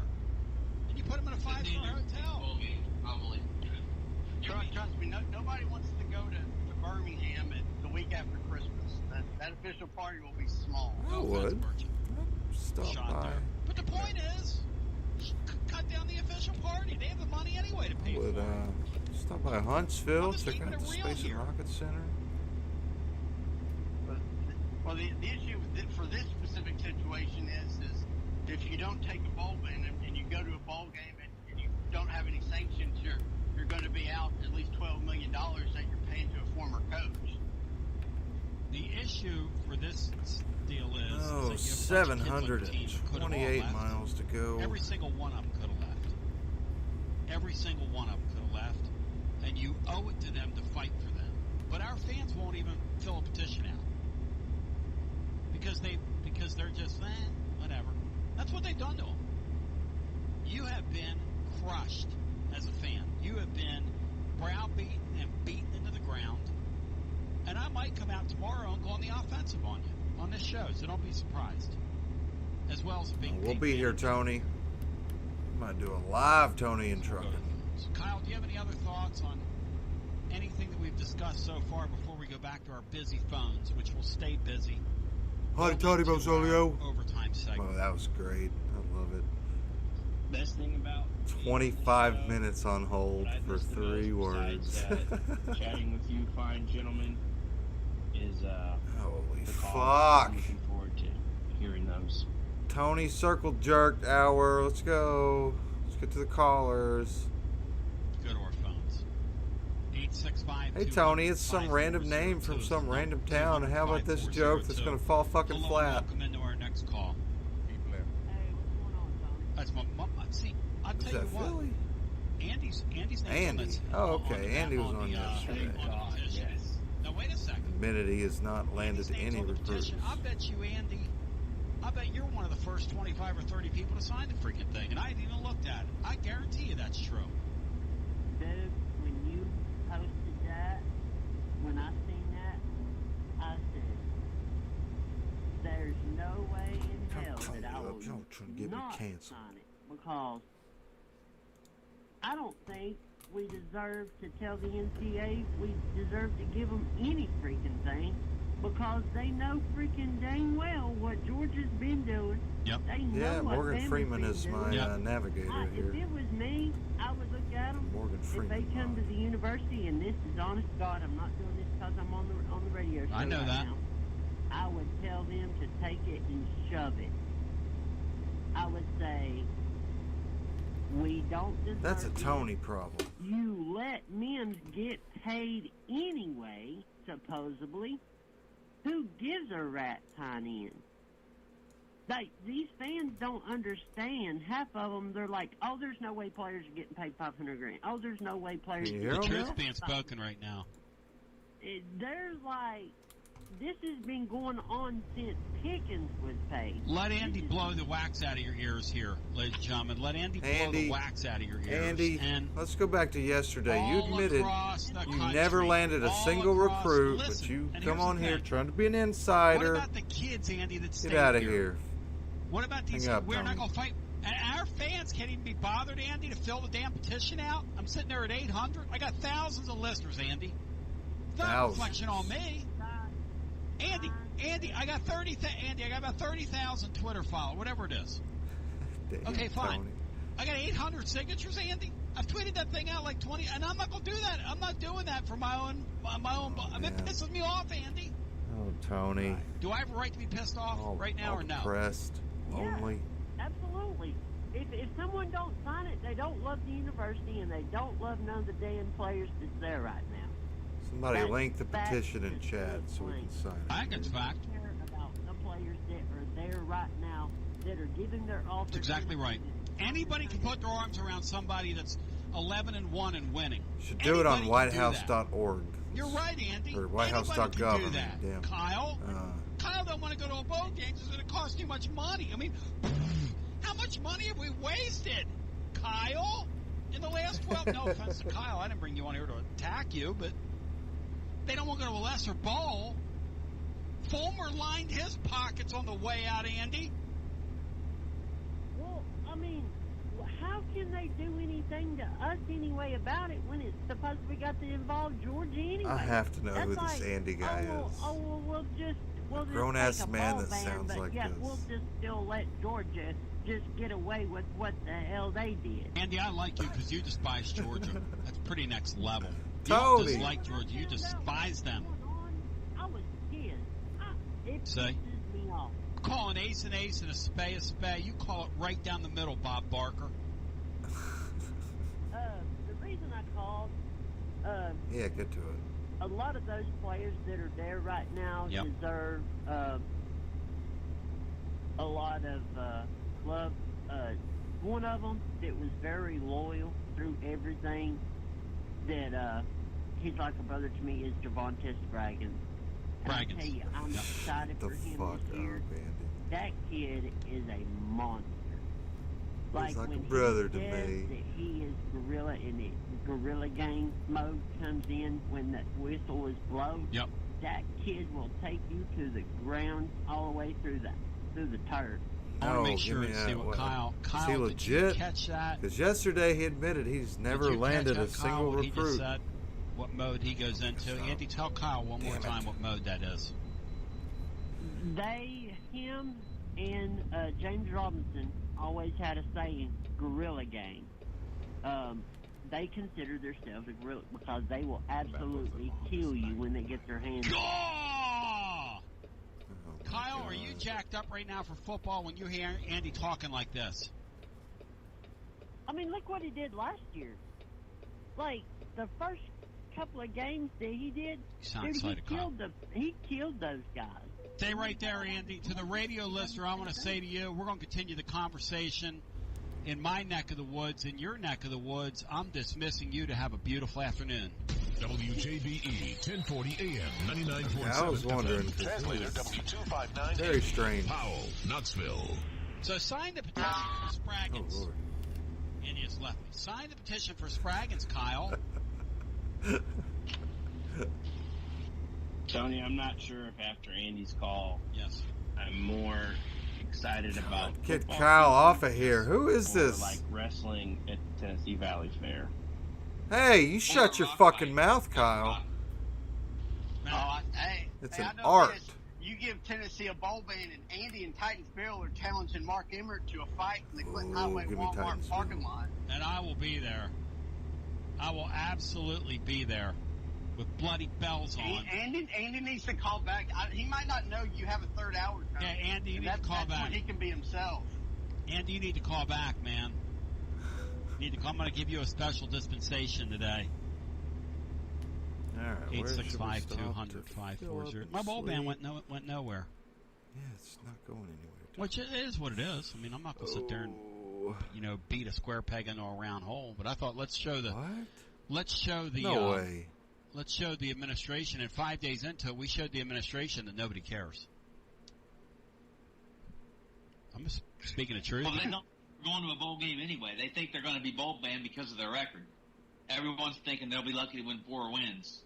Win 4 games. Brian, if the fans don't speak, that administration is going to stand up there right after this kids were locked in for the entire semester. Let's stop there. They might just say to them, no bowl game this year. Now, what does that give your football team to fight for? What is that saying to the players on your team? We don't want you to go to a lesser bowl game because we're going to lose money? I mean, what? And Kyle's right. That might be part of what they're thinking. I mean, they are going to have to step up these bowl game gift bags. You do lose money on the lesser bowls. The players already have everything. But you lose money on the lesser bowls because you take a bunch of people on the bowl trips that don't need to go on the bowl trips. Kyle, is that word? Am I lying, Kyle? Because that's a big expense of it? It is a reward for everyone involved, not just the players. Including the elected officials. Okay, I can hear it now, Am I lying, Kyle? There's a lot of folks that get to go. Thank you. That's what I thought. Nobody else goes ripping Tim Burchett. I'm not ripping Burchett. You did. Brian just took a shot at it. No, Brian. Fuck Tim Burchett. That's why I'm mad. He won't. He's not going to go to a bowl. He'll be out Bigfoot hunting. Back to the phones we go. Good joke, Brian. Matt. Probably eating some hot dogs at Fall Market number 3 right now. Storm and Norman's famous iced tea. Hey, Tony, it's Turkey, man. What's up, Turkey? Turkey! I love that, man. What's up, Richie and Alan? I'm Turkey, man. Absolutely. You doing okay? Unbelievable day by me. Having a blessed day, man. Yeah, doing well. Turkey sounds like he could be Was it true or Roger's false dad. that we had an opportunity to go to play in a bowl game last year if we wanted to? I think that's true. I think we we could have went to the Liberty Bowl, but we had a COVID outbreak. Yep, we deferred. Yep. Hey, Tony, if you got 10, can you talk to me off the air, man? I want to share something with you. All right, I'll call you. Okay, call me. That's what. I'll talk to you later. Thank you, Turk. What the fuck? What a call. Welcome into our next call. Tony, this is WJB 99.7 AM 1040 transponder 259 Delta Bravo. I may have gotten that wrong, but whoever does your voiceovers for that is absolutely outstanding. That's the best voice, seriously, I've ever heard. Yeah, that's one of Joe's guys, and that's pretty outstanding. I'll say that. And the circle Just the jerk best has every day, returned my here. friend. Just the best every day. That should be Tennessee football's motto. Yes. And in all seriousness, Tony, actually everything I just said, I was being serious. But looking at this this bowl ban petition, you know, some fans may think that this signature is a lot more complicated than it is. It takes about 15 seconds to follow your link and enter in your information. If you want to be non-public, you can easily check that link. So for the fans that maybe are intimidated by digital signatures or some type of online petition, I can tell you it takes about 15 seconds. You can remain anonymous to the public if you'd like, but I'm kind of surprised that more folks haven't jumped in and signed that petition. Tony, you know... I mean, listen. Yep. I'm going to give you raw numbers here. I got 27 or whatever it is, 1,000 people on Twitter. I got 4 times that many consuming this show. No. I got 800 people that have signed the damn thing. I mean, are you kidding me? Yeah, Tony, I think some of it's just a lack of knowledge of the effort required, and it's really simple. It takes no more than about 20 seconds. But it literally is a sad state of affairs that our fans, here Manning's getting ready to go into the Hall of Fame, and our fans have been beaten all to shit, Taylor. That's what's happened. Ooh, our fans have we have. Whipped. I think, we've been whipped, beaten. We've got the Vol, Vol syndrome, battered Vol syndrome, whatever we call it. But like you said, Tony, I mean, I know I'm a little biased, but if there is a better fan base in the nation, I'd love to see them. I mean, we've had decades of mediocrity, and we've got 55,000 season tickets. And I have no doubt that jerk off your bros. Get off the show. The big games will be 90 plus. But anyway, the fans are tremendous.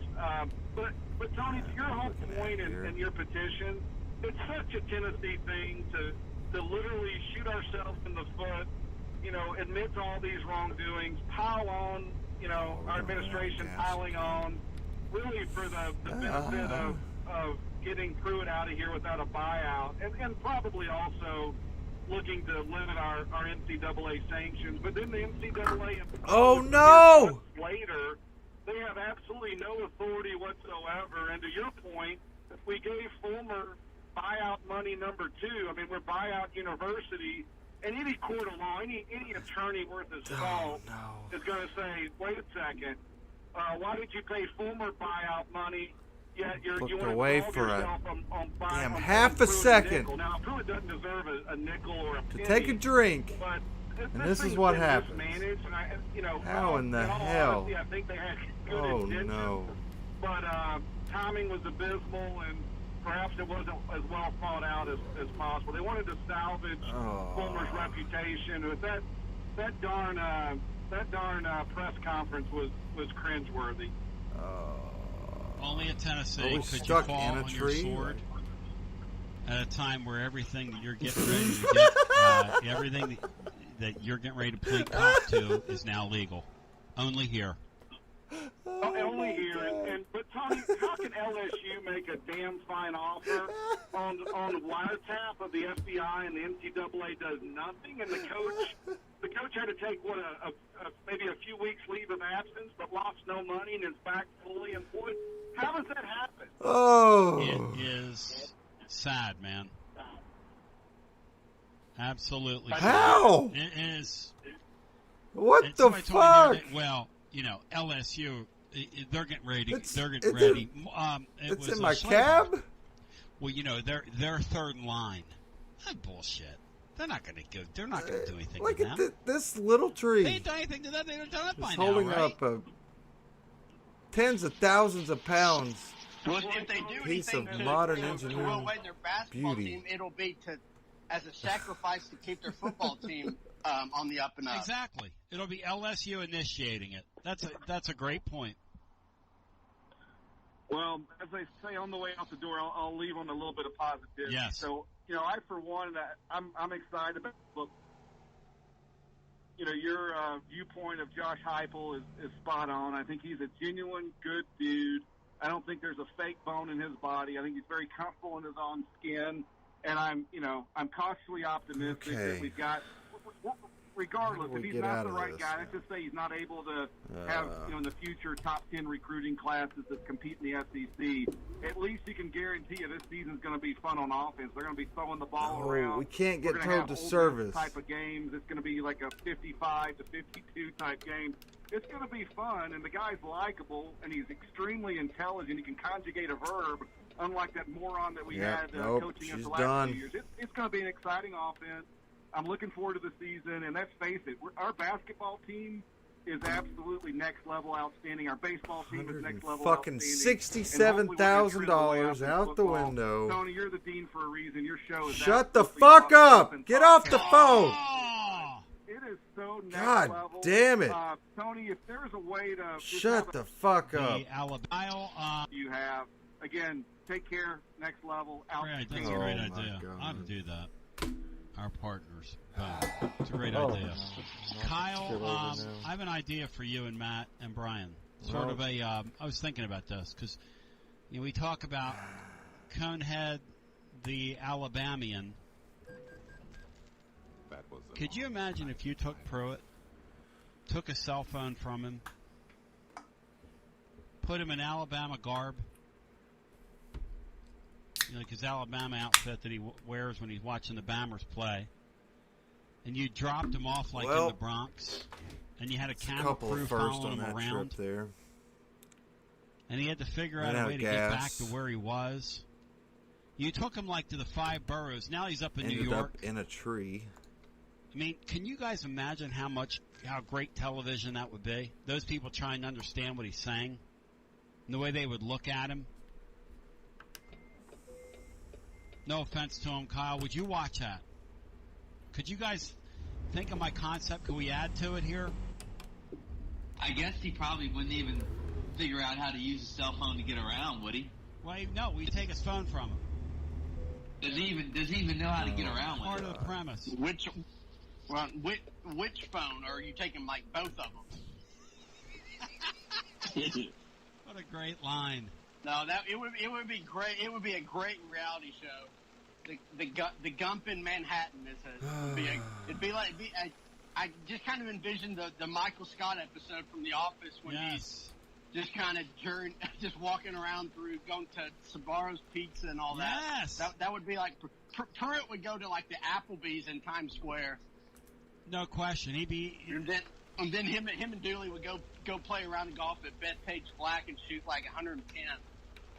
Could you imagine, Kyle, though, dropping him off in the Bronx and saying, get back to your facility, however you're going to do it, and also, you take his phone and take his money away from him. So you got to figure out a way to get back. Literally reach down to grab a drink. What would that be on, like, True TV? Take a drink. Right after Impractical Jokers. And end up He wants, he really in a tree. Wants, he doesn't.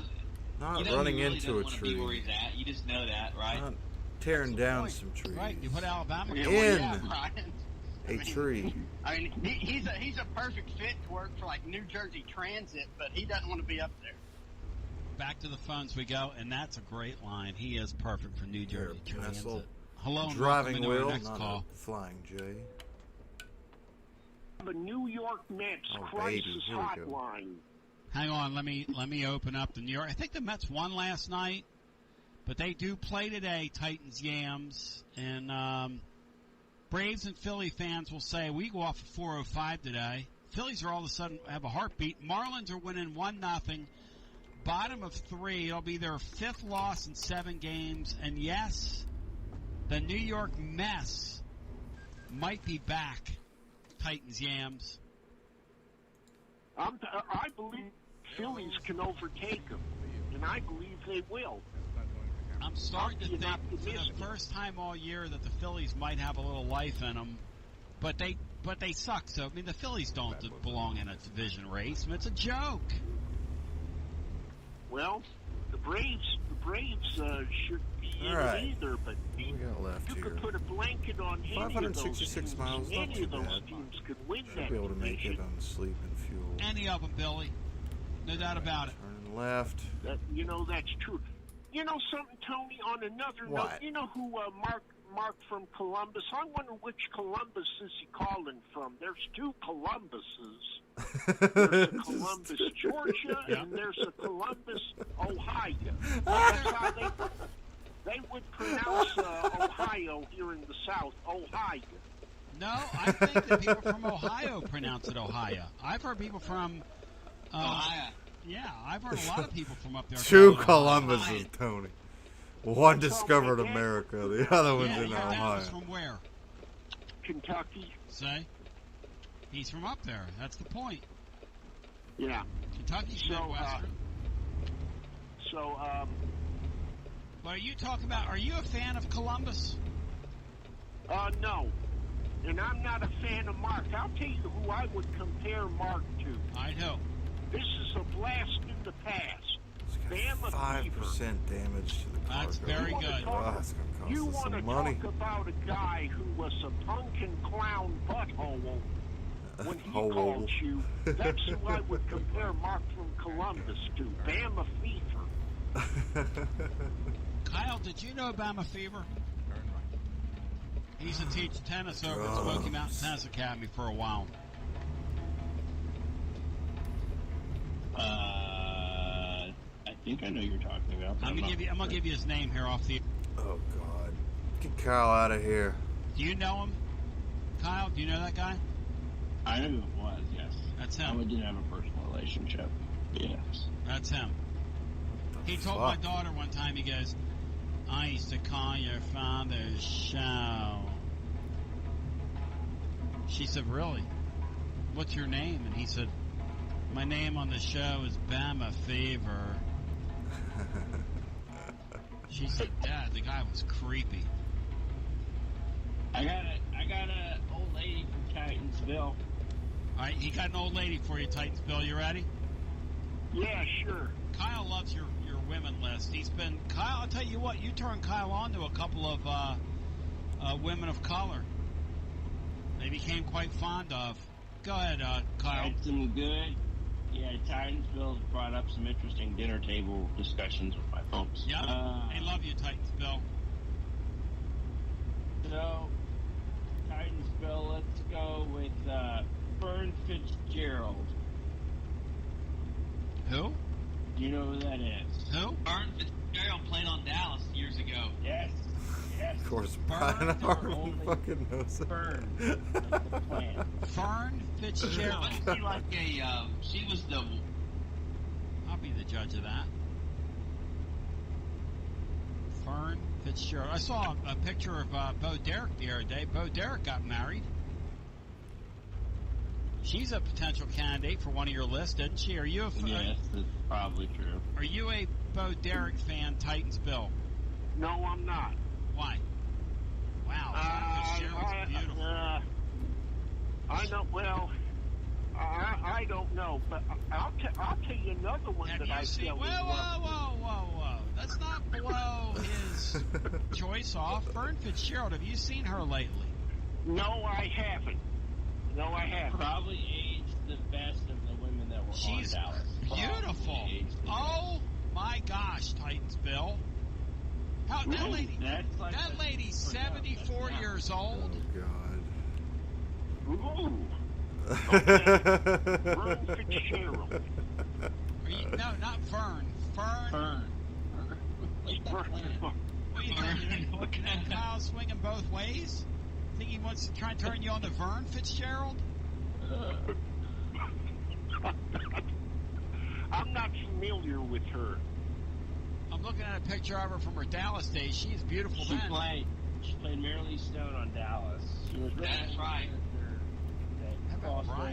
She was part of the Daughters of the She's beautiful. Alamo, and then in the plot line, her oil baron husband passes, and she takes over the company. So she kind of transforms through the show, but she's kind of a recurring character. And I figured that'd be a Titans,ville special because she kept up pretty well. Huh. Interesting. Vern Fitzgerald, Titans,ville. Look her up. Okay. Hey, I'll give you one, Matt.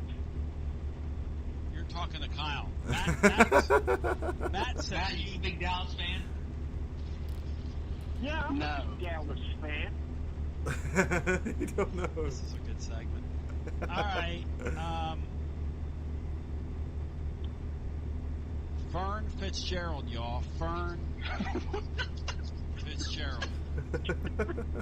Name sounds old. Kyle, what's her name? I mean, Fern. Titans-Bill, what's her name? Okay, the person there. No, the person that Kyle said. Fern Fitzgerald. No idea. I'm not familiar with her. All right, Titans-Bill. Now, who is you're going to take shit. his 74-year-old, and you're probably going to throw somebody at him that's a non-degenarian in her 90s. Continue. Well, I'm going to go on the younger person's rain skies side. I'm here. going to go Karan Moore. Early morning. And in case if you're not 6:23. familiar with Karan Moore, Matt Dixon, she stars in the television series The Oval, which is on Black Entertainment Television. Karan Moore. Check her out, Matt Dixon. Matt, you got a homework assignment. You're talking to Kyle, not Matt. Okay, Kyle. Moore. Matt is the one. Okay, I got a Karan Moore. Now, how do I spell Karan? Did he play UConn one day, or 1 year, like years ago? How do I? K-R-O-N. He played basketball for UConn back in the... Karan Moore, the Oval. The Oval. Yeah. Which is on BET. She's really pretty. How old's that lady, Titans-Bill? I believe she's probably in her 40s. Titans-Bill, you can't break kayfabe. We can't go after people that are in their 40s. I'm thinking she looks really good for a lady in her 70s. No wonder she looked good. She's like 35 years old. Another wrestling term by Tony. Kayfabe. What are you doing, Titans-Bill? Rest in peace, Bobby Eaton. Well, Beautiful Bobby. I also, hey, Tony, I also have Hayek on my list. Oh, on yeah. my Mount Rushmore. I want to hear a Titans-Bill talk Bill, are you about going to be the first Selma person Hayek. that I personally know who subscribes to BET Plus, like the streaming channel? This isn't a lane, but we got momentum, baby. That's on that Paramount app. If I can't afford that. Let me ask you that. What's BET Plus cost a month, Kyle? Because I'm thinking about doing a group I don't meeting know. I for was going to ask Titans-Bill. Titans-Bill the same question. What's it cost, Titans-Bill? Watch BET. What's it cost, Titans-Bill? It's expensive. Jesus. I don't know if I would want to go there. And I'm just happy with in any way I won't pick up a regular BET and watch the Oval. It's on Tuesday nights on. Hang on, Titans-Bill. Kyle's black. Picking up. Kyle's black. You're not. Titans Yams. I want to know right now what shows you watch on BET. We watch the Oval. I watch the Oval and I watch Sisters. And they've got some beautiful black women on that show. Oh my gosh. Holy shit. Now, how do I spell sisters? We need to do a laugh track. Dixie's laugh. How do I... Do you know who actually... Sisters. Titans-Bill, stay in your kitchen. You're bouncing around. I have to manage your call. Kyle, you were saying, go ahead. Ask Titans-Bill if he knows who produces that show. Who produces Sisters? Tyler Perry. The same person that produces the Oval. Hey, you signed Tony's petition? Oh, what a call. Titans Bill, Matt's got a question for you. What? Have you signed Tony's petition to ban the bowl band? He's too busy watching BET. He's too busy. I know the answer to that. Andy was one of the first people to sign it. Titans Bill didn't sign that damn thing. Go ahead, Titans Bill. Have you signed it? And he's going to be honest about it. Listen. No, I haven't. Thank you. Thank you. No, I haven't. That's the point. Oh, God. Because we're too busy watching sisters. Yeah, mostly I would DVD it. I appreciate you sharing. I appreciate you sharing. Well, Titans Yams, unfortunately for you, the sands have gone through the hourglass. And 5. Oh, no. 4. No.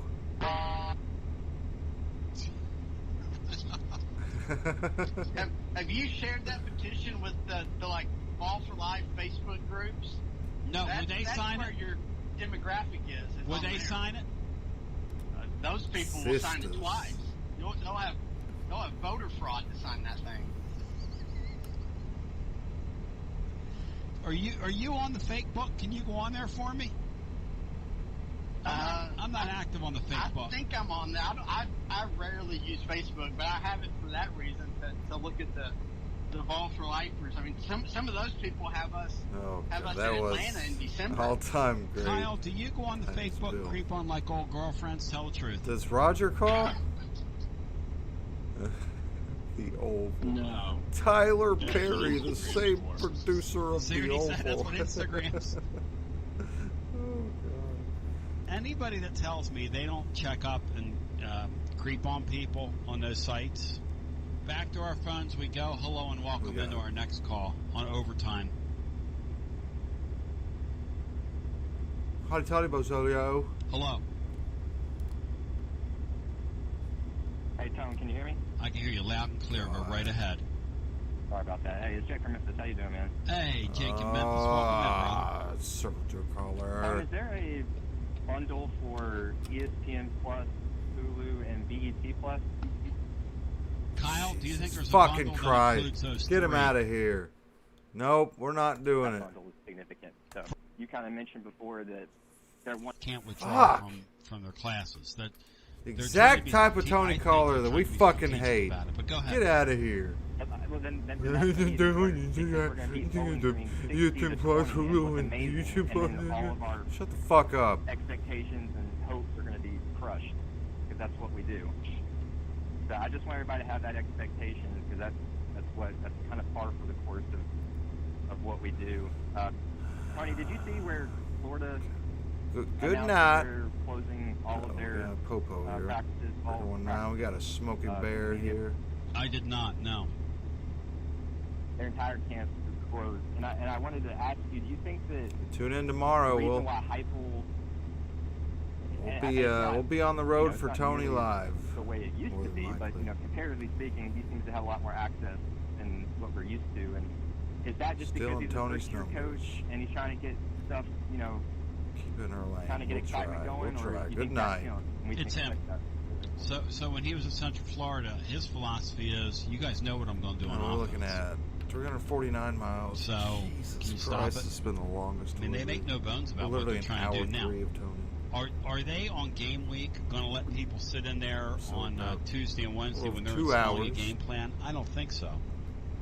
Cray, But cray. they're allowing the media right now to see a lot more of practice than anybody this side of Lane Kiffin. Now, when Lane Kiffin was over there, he let people watch everything because he was cocky too. He was like, okay, well, I'm going to make no bones about what I'm going to do in these games. So he pretty much had a wide open ship, and maybe things were different then.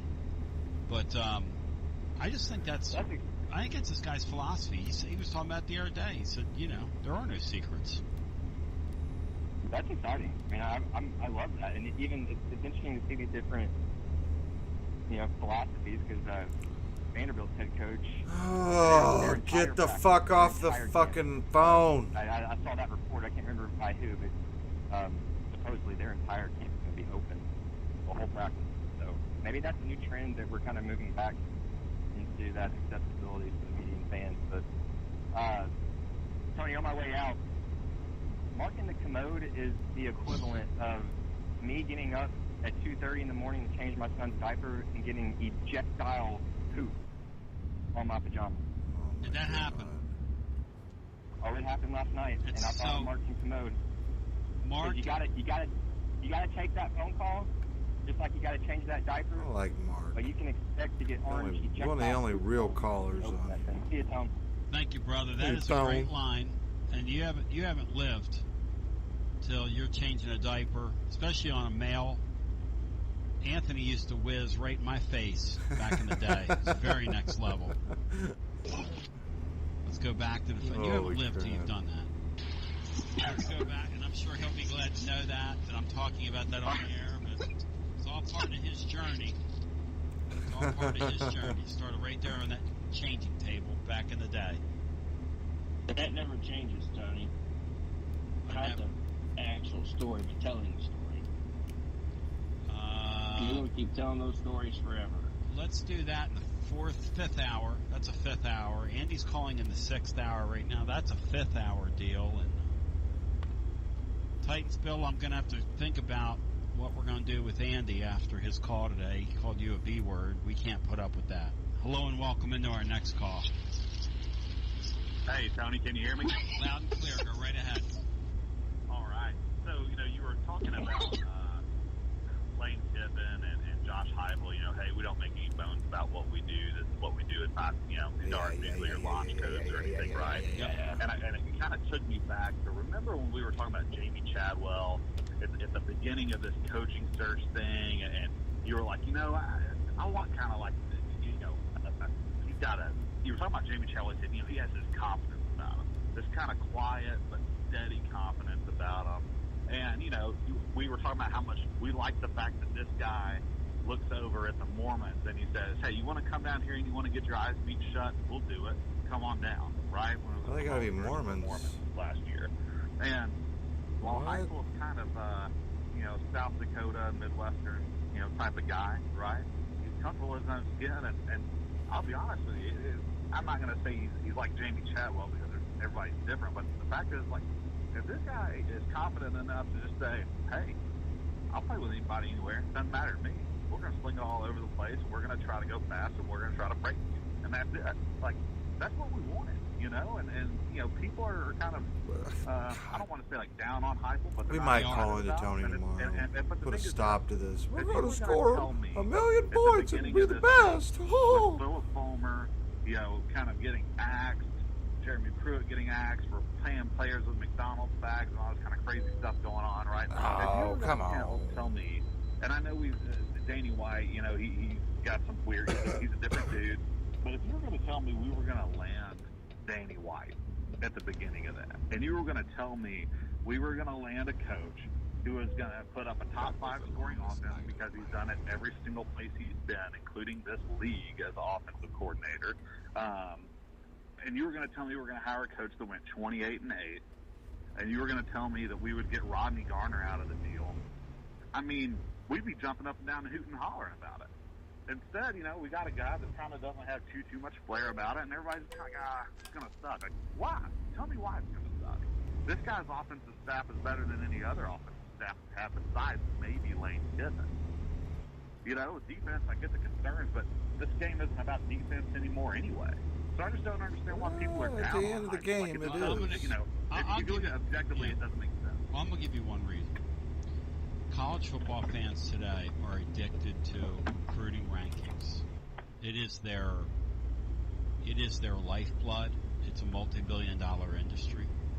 It's one of the reasons that Shannon Terry's in his 3rd spinoff, and he's going to make somebody millions and millions, if not billions of dollars as investors.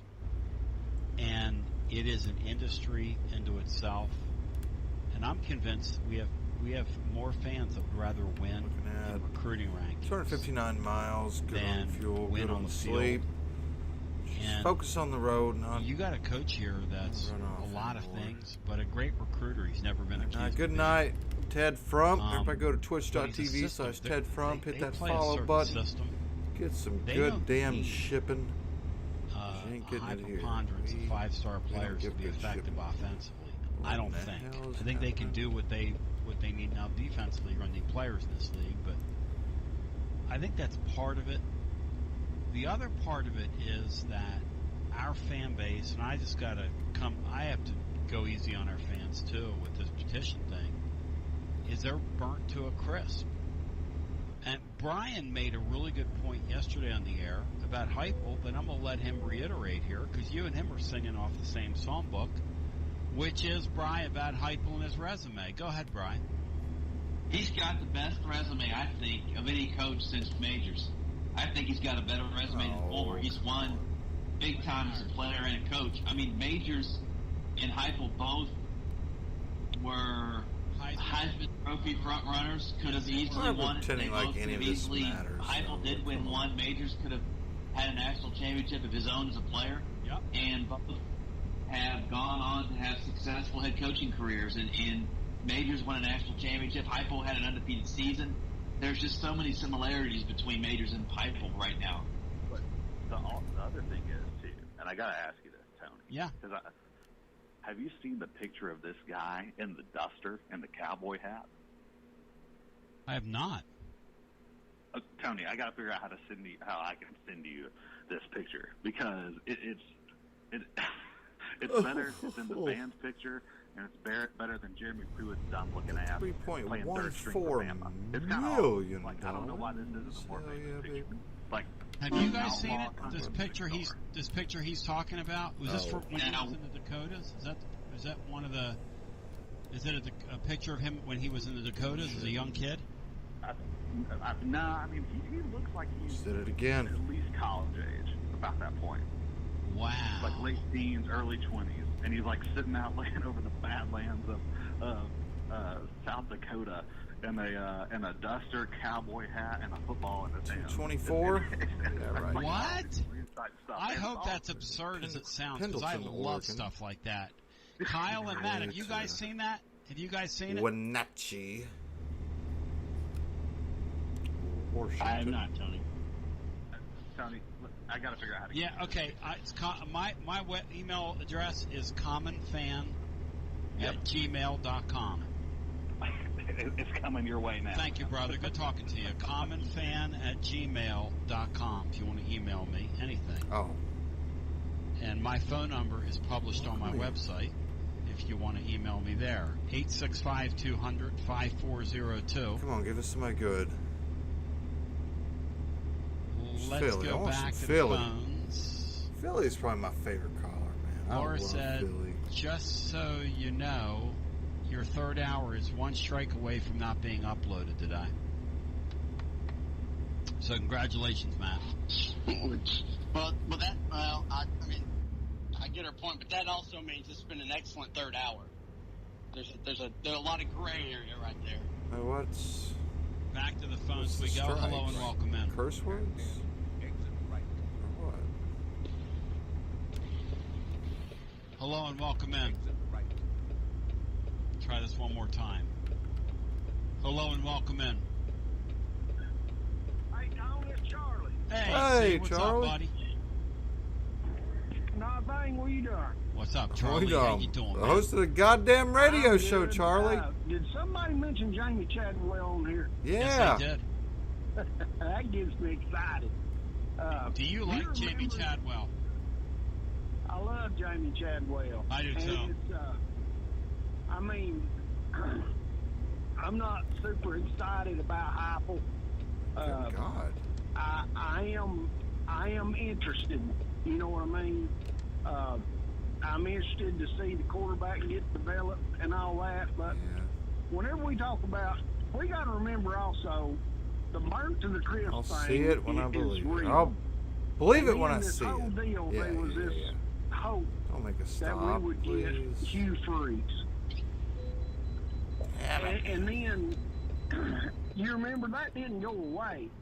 It was Raston Freeze coaches, and we all knew that Hugh Freeze wanted to come back.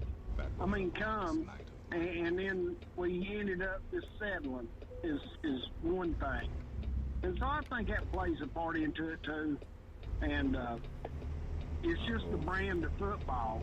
It's going to be late, and it's going to be damaged. Oh, this is not good.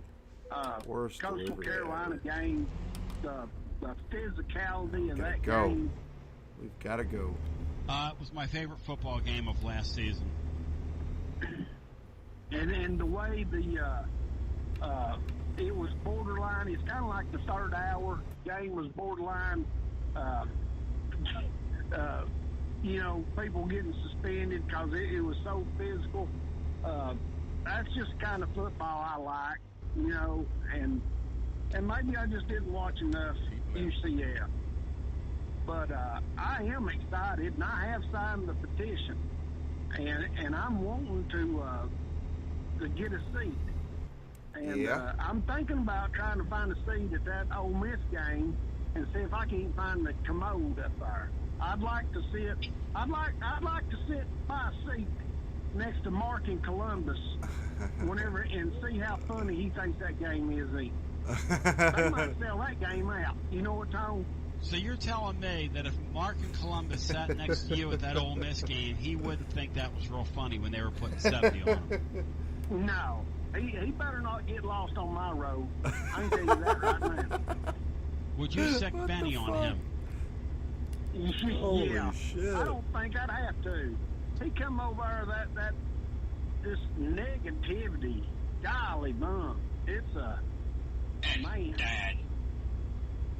You know how, did you read that article where it's somewhere great. out there It's towards great Saudi Arabia in the desert, they were making these rain clouds. They were shooting electricity up in the sky and making it rain. That's Mark in Columbus. He's a human rain cloud. I don't get Mark in Columbus. I just don't get his shtick. I don't understand it. He's a realist, he Tony. He's a contrarian and gets on and a realist on a show that basically talks about Tennessee sports and rips fans for caring about Tennessee sports. Whenever he started his deal with Hugh Freeze, I looked it up, and it was nothing. He paddled a girl. He was a high school football coach, which means, he had to coach classes, and he paddled a female student. That's what he did. And he's making him out like he's Chester the molester driving an ice cream truck around. and oh my God. Student. That's all that happened. Chester the molester. And of course he got caught cheating and all that other stuff, but who that? And then he gets on here talking about how wonderful Lane Kiffin is. I bet that's where that Lexus went, Tom. I bet he's got that wrecked Lexus sitting in his front yard like a listen. Mark Columbus now, he'd take the bullet for Lane Kiffin. Now he's in love with him. You can't say a word though about the guy at Liberty. It's in his front yard. And you know what's weird thing about these guys, some of these twidiots. Mark Columbus is a twidiot now. No offense to you, Mark, but you're a twidioot. Kyle, does that sound like I'm getting ready to personally attack a guy when I say no offense? Because I don't want you to think Kyle I'm getting ready to personally attack somebody. It does. Usually, Tony, the attack has already been made. All right, well, Mark in Columbus is so sore at Hugh Freeze because Hugh Freeze blocked him on Twitter. That's what that's about. See, you did some investigating last year, and you looked into Freeze. I did some investigating. Man, we're not going to make it. And that's what it came down to with Mark Columbus and Hugh Freeze. All this stuff going to huff and puff and blow your house down, all this hot air. And I come to find out, because Matt's right. Let's just tell him, Mike, you're never going to believe and Lane what Kiffin, happened. Dixie, you said it earlier, they're like two sides of the same coin, right? Up off the road in a tree. No, personality-wise, coaches, their grill looks fine. They repaired that quick. No, up through a tree. Yeah, in a tree. Is accomplished. We were resting and as for Jamie comfortably Chadwell, on top of a Charlie, canopy you're so cool of a fucking 4-foot there's one guy tree. In this world, there's about 20 guys in this world I got a man crush Maybe on, 5. but he's one of them. That's a good-looking dude right there. That's a good-looking guy. Hey, great young coach. And I got to say this too. You know, I talked about the USC and UCF and not playing physical with Heupel there. Yep. Especially on defense. He's got a brand new defensive coordinator, and that guy doesn't sound like he's playing around either. I love he that sounds guy. like he's pretty serious, and I'm kind of excited. I hate the covers just bare on defense, is it not? Oh gosh, yeah. Okay, so we're going to have to we got to give him that side of the ball and that coach. We'll have to show him a little more grace. Approaching than the 100 rest miles of to it. go here. Yes. Supposed to get 162,000. Everybody involved is going to deserve grace. I mean, depending on the level of quarterback play you get, 45, Charlie, you get a high level of quarterback play. More. And you might be able to do some things. But, yeah, defensively, we're such a work in progress. Well, I'll tell you right now. No, I think Jim our starting Chaney and Bob defensive Shue, unit I don't really believe fairly the hype decent. on these assistant genuinely coaches believe that. because Butch Jones, who was his defensive coordinator starting off? Was it Stripling? Stripling, yeah. John Jansen. John Jansen. No. Yeah, Jansen. I'm sorry. The janitors. I would put his defense up against any of the later years of Butch Jones' defense. I will say that I will agree with that. I liked old John Janitors. Yeah. So I like giving the young man a shot, and so I'll quit. I'll keep my man crush on Jamie Chadwell quiet whenever his football season starts. And I just want to tell Vol Nation that Mark in Columbus will be at that Ole Miss game. And let's all buy tickets, see if we can't sell it out, and see if we can find them. Go Vol. Make sure you get a T-shirt to go with your ticket. Charlie, and I guess Tony, you too. Chadwell's got a new hairdo. I think he. Oh my gosh! He beat Mike Gundy in an arm wrestling contest over the summer, and is rocking a nice mullet now. Nice. Nice. I guess we can call that like an Anderson County waterfall. It is Fuck Anderson incredible. County. His new hairdo. Fat asses. Now Gundy's. He's awesome. I love him. I love Chadwell. Oh He my was so gosh. fun to watch last year. Oh my gosh! And we've had him on like 5 or 6 times. And that one time we had him on before the BYU game, he goes, I just told him to come on. I just told him to come on. I'm like, well, are you afraid you're going to get shoved around? No, I told them to come on. I mean, last season was so neat from that standpoint that you had just this, let's just kind of make it up as we go and we're going to get through it.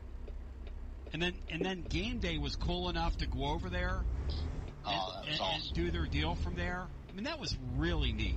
In that little stadium they play in, that's really cool. They were the story of college football last year, as far as I'm concerned. Yes. I mean, they were the story, just how they kind of came out of nowhere. They got game day. Everything kind of fell in that. They took full advantage of COVID, and I hope they continue to have success. I think they will. They have a lot of players back. They had a freshman quarterback been doing all that last year. They're in a great league.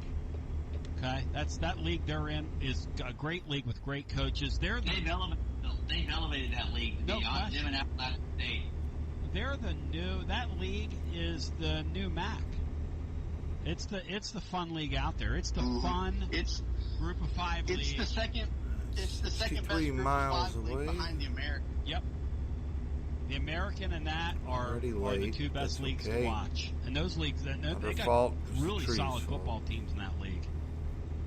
Which I would love to know this.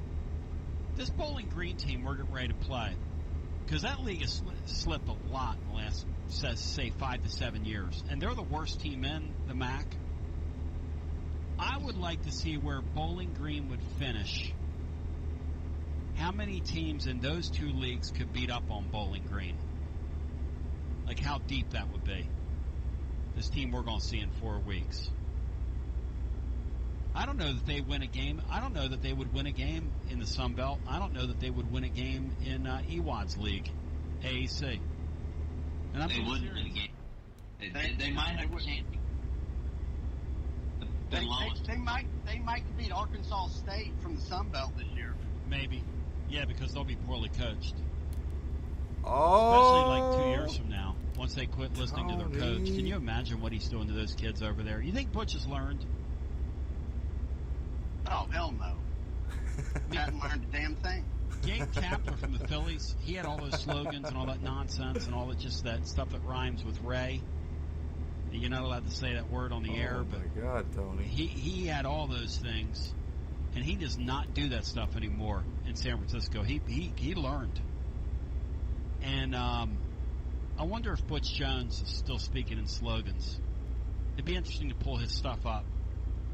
Oh, you know he is. He's not changing one damn bit, Tone. And still doing. And it'll work for the first year or two with players that he didn't recruit, and they'll kind of buy in because they'll think it's cool and that he's real. But once he gets 3 or 4 recruiting classes in there, and all those players that he sold slogans to see how big of a fake he is, it'll fall apart on him just like it has everywhere else. Jesus. Kyle, Matt, Brian, do you guys it's really only have on the way fallen out here apart a final thought? one place else, and that was for really one season. Just seeing the U.S. men's basketball team going for the gold medal tomorrow night. Women going for the semifinal tonight. Baseball playing for the gold medal on Salute Saturday to morning. women's So the US basketball. is Seems to be the flexing their one muscle. Who do consistent. we play tomorrow night in basketball, Olympic if anybody? France. The men play France. Is France The any women good? play Serbia. Kyle, is France a losable game? Cabarrot. Absolutely, they lost to them already. But it looks like the U.S. is taking this thing seriously now, and they want to perform. They were going to get beat last night if it wasn't for Kevin Durant. Really? They were down 15 in the second quarter. What? Did any of you? Yeah, they're up by double digits in the medal rounds here each game, and they've come back and won easily. I mean, they were getting ready to get run, and then they took all the Kentucky players off the court, and Durant took over, and they came back and blew them out in the second half. So I went to sleep last night and slept like a bambino. I meant to pilfer that game through piracy last night, but I didn't do it. Did any of you stay up and watch it? I just called the other day. I did. I'm an idiot. Do you have that app, that NBC app? Yeah, Peacock, yeah. Is it worth it? Yeah. Yes. I think it's pretty good. If it wasn't for that, I wouldn't be able to watch any of these events, the Olympic stuff. I mean, not that there's a whole lot to watch, but it seems like NBC's coverage has been brutal this year. Yeah. Some of the Titans Bills got Peacock too. I saw the one article where the cameraman in one event ended up just focusing on a fucking no, that's bug that's that was the one thing I don't. like, I'm not watching European in the soccer stadium. at all. He just We zoomed in on a bug. We binge watched that Dr. Death, mini Oh, series. great this show. Last weekend with the guy who went to medical school at UT Memphis. Oh, Great that's show. really Great interesting. show. The Dr. Death guy, yes. Yeah, he essentially is the surgeon equivalent of Jeremy Pruitt. But I get my final thought. Shout out to Peyton Manning for the Pro Football Hall of Fame. Yep. Best quarterback to ever play the game. I don't know. He's just such a larger than life figure here. It's weird. I'm glad he still loves this place and wants to come back and try to help in ways when he has every reason to just kind of abandon this place because we've given him nothing over the years. But to cheer about. But shout out to him. He'll be the third ball in the Pro Football Hall of Fame. And I guess Jason DeWitt will be the fourth here in a few more years. I don't know if we have another one anytime soon. But congrats to Peyton for a great pro career. And for kind of being the face of the University of Tennessee for the last 20 years. Oh, this ain't We're going to fair. get to celebrate Peyton Manning tomorrow on the air. So we're going to do that as part of him going into the Hall of Fame this weekend. Ironically enough, with Beano's Colts, all those years where he made his bones. Anybody else have any final thoughts here on the way out? You guys have been a great audience. Good to be back. you guys. Good to hear, Kyle. Easing up, so it looks like most Thursdays I'll be able to jump on. And I'm going to be cranking out some blog stuff and enjoy doing the different things that Matt and I do, ideas to come up with, because he's always eager to do it, and then compare notes and see what we come up with, and hopefully that's good stuff. I don't know what's the most important thing you can put up on your blog, but we try to make it interesting, so appreciate that. Looking forward to getting back in the Almost fold there. with you guys a Come little bit on, more as fall comes around. Much love to y'all. If you're out and about tonight, I'm playing music down at Calhoun's in beautiful Lenoir City, right out there on the marina. Pretty good drive for me, but I'm looking greatly excited to that. It's going to be an incredible night, beautiful weather. We're going to have a beautiful time right here. In the meantime, thank you to Matt J. Thank you to Kyle. Thank you to Brian Hartman. Much love, one and all. Peace on the streets and in my Middle East. And we love you. Go Vols. Whoa, look at that timing. How We about tried to get that? on Twitch today. We really did. We tried. I give everybody credit involved. I give one and all credit. Shit. Skip it. We tried. And you know what? As far as I'm concerned, Dang. That took forever. We finally made it. Late penalty. Minus 100,000? What the fuck? No!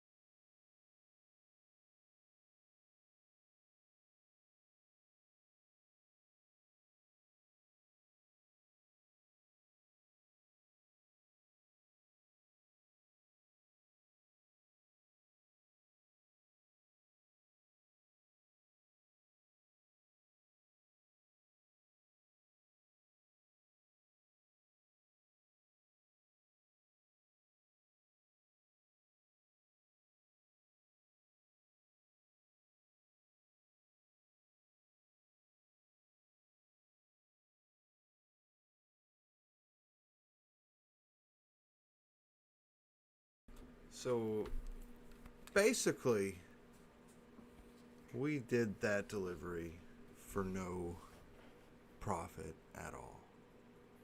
When you factor in fuel, repair, towing, fuel.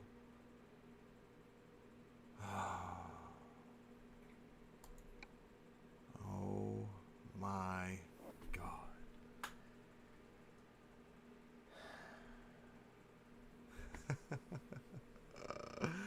Oh shit. How does that happen?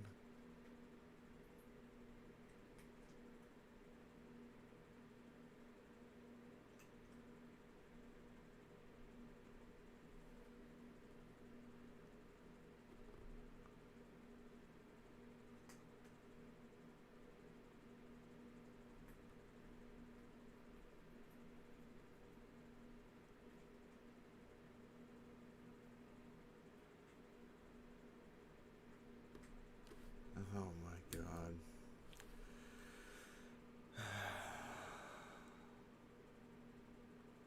I can't fucking believe that. Oh. Alright, well that's American Truck Simulator. We're going to come back here in just a little bit with a new game. But that's going to do it for the long haul. That...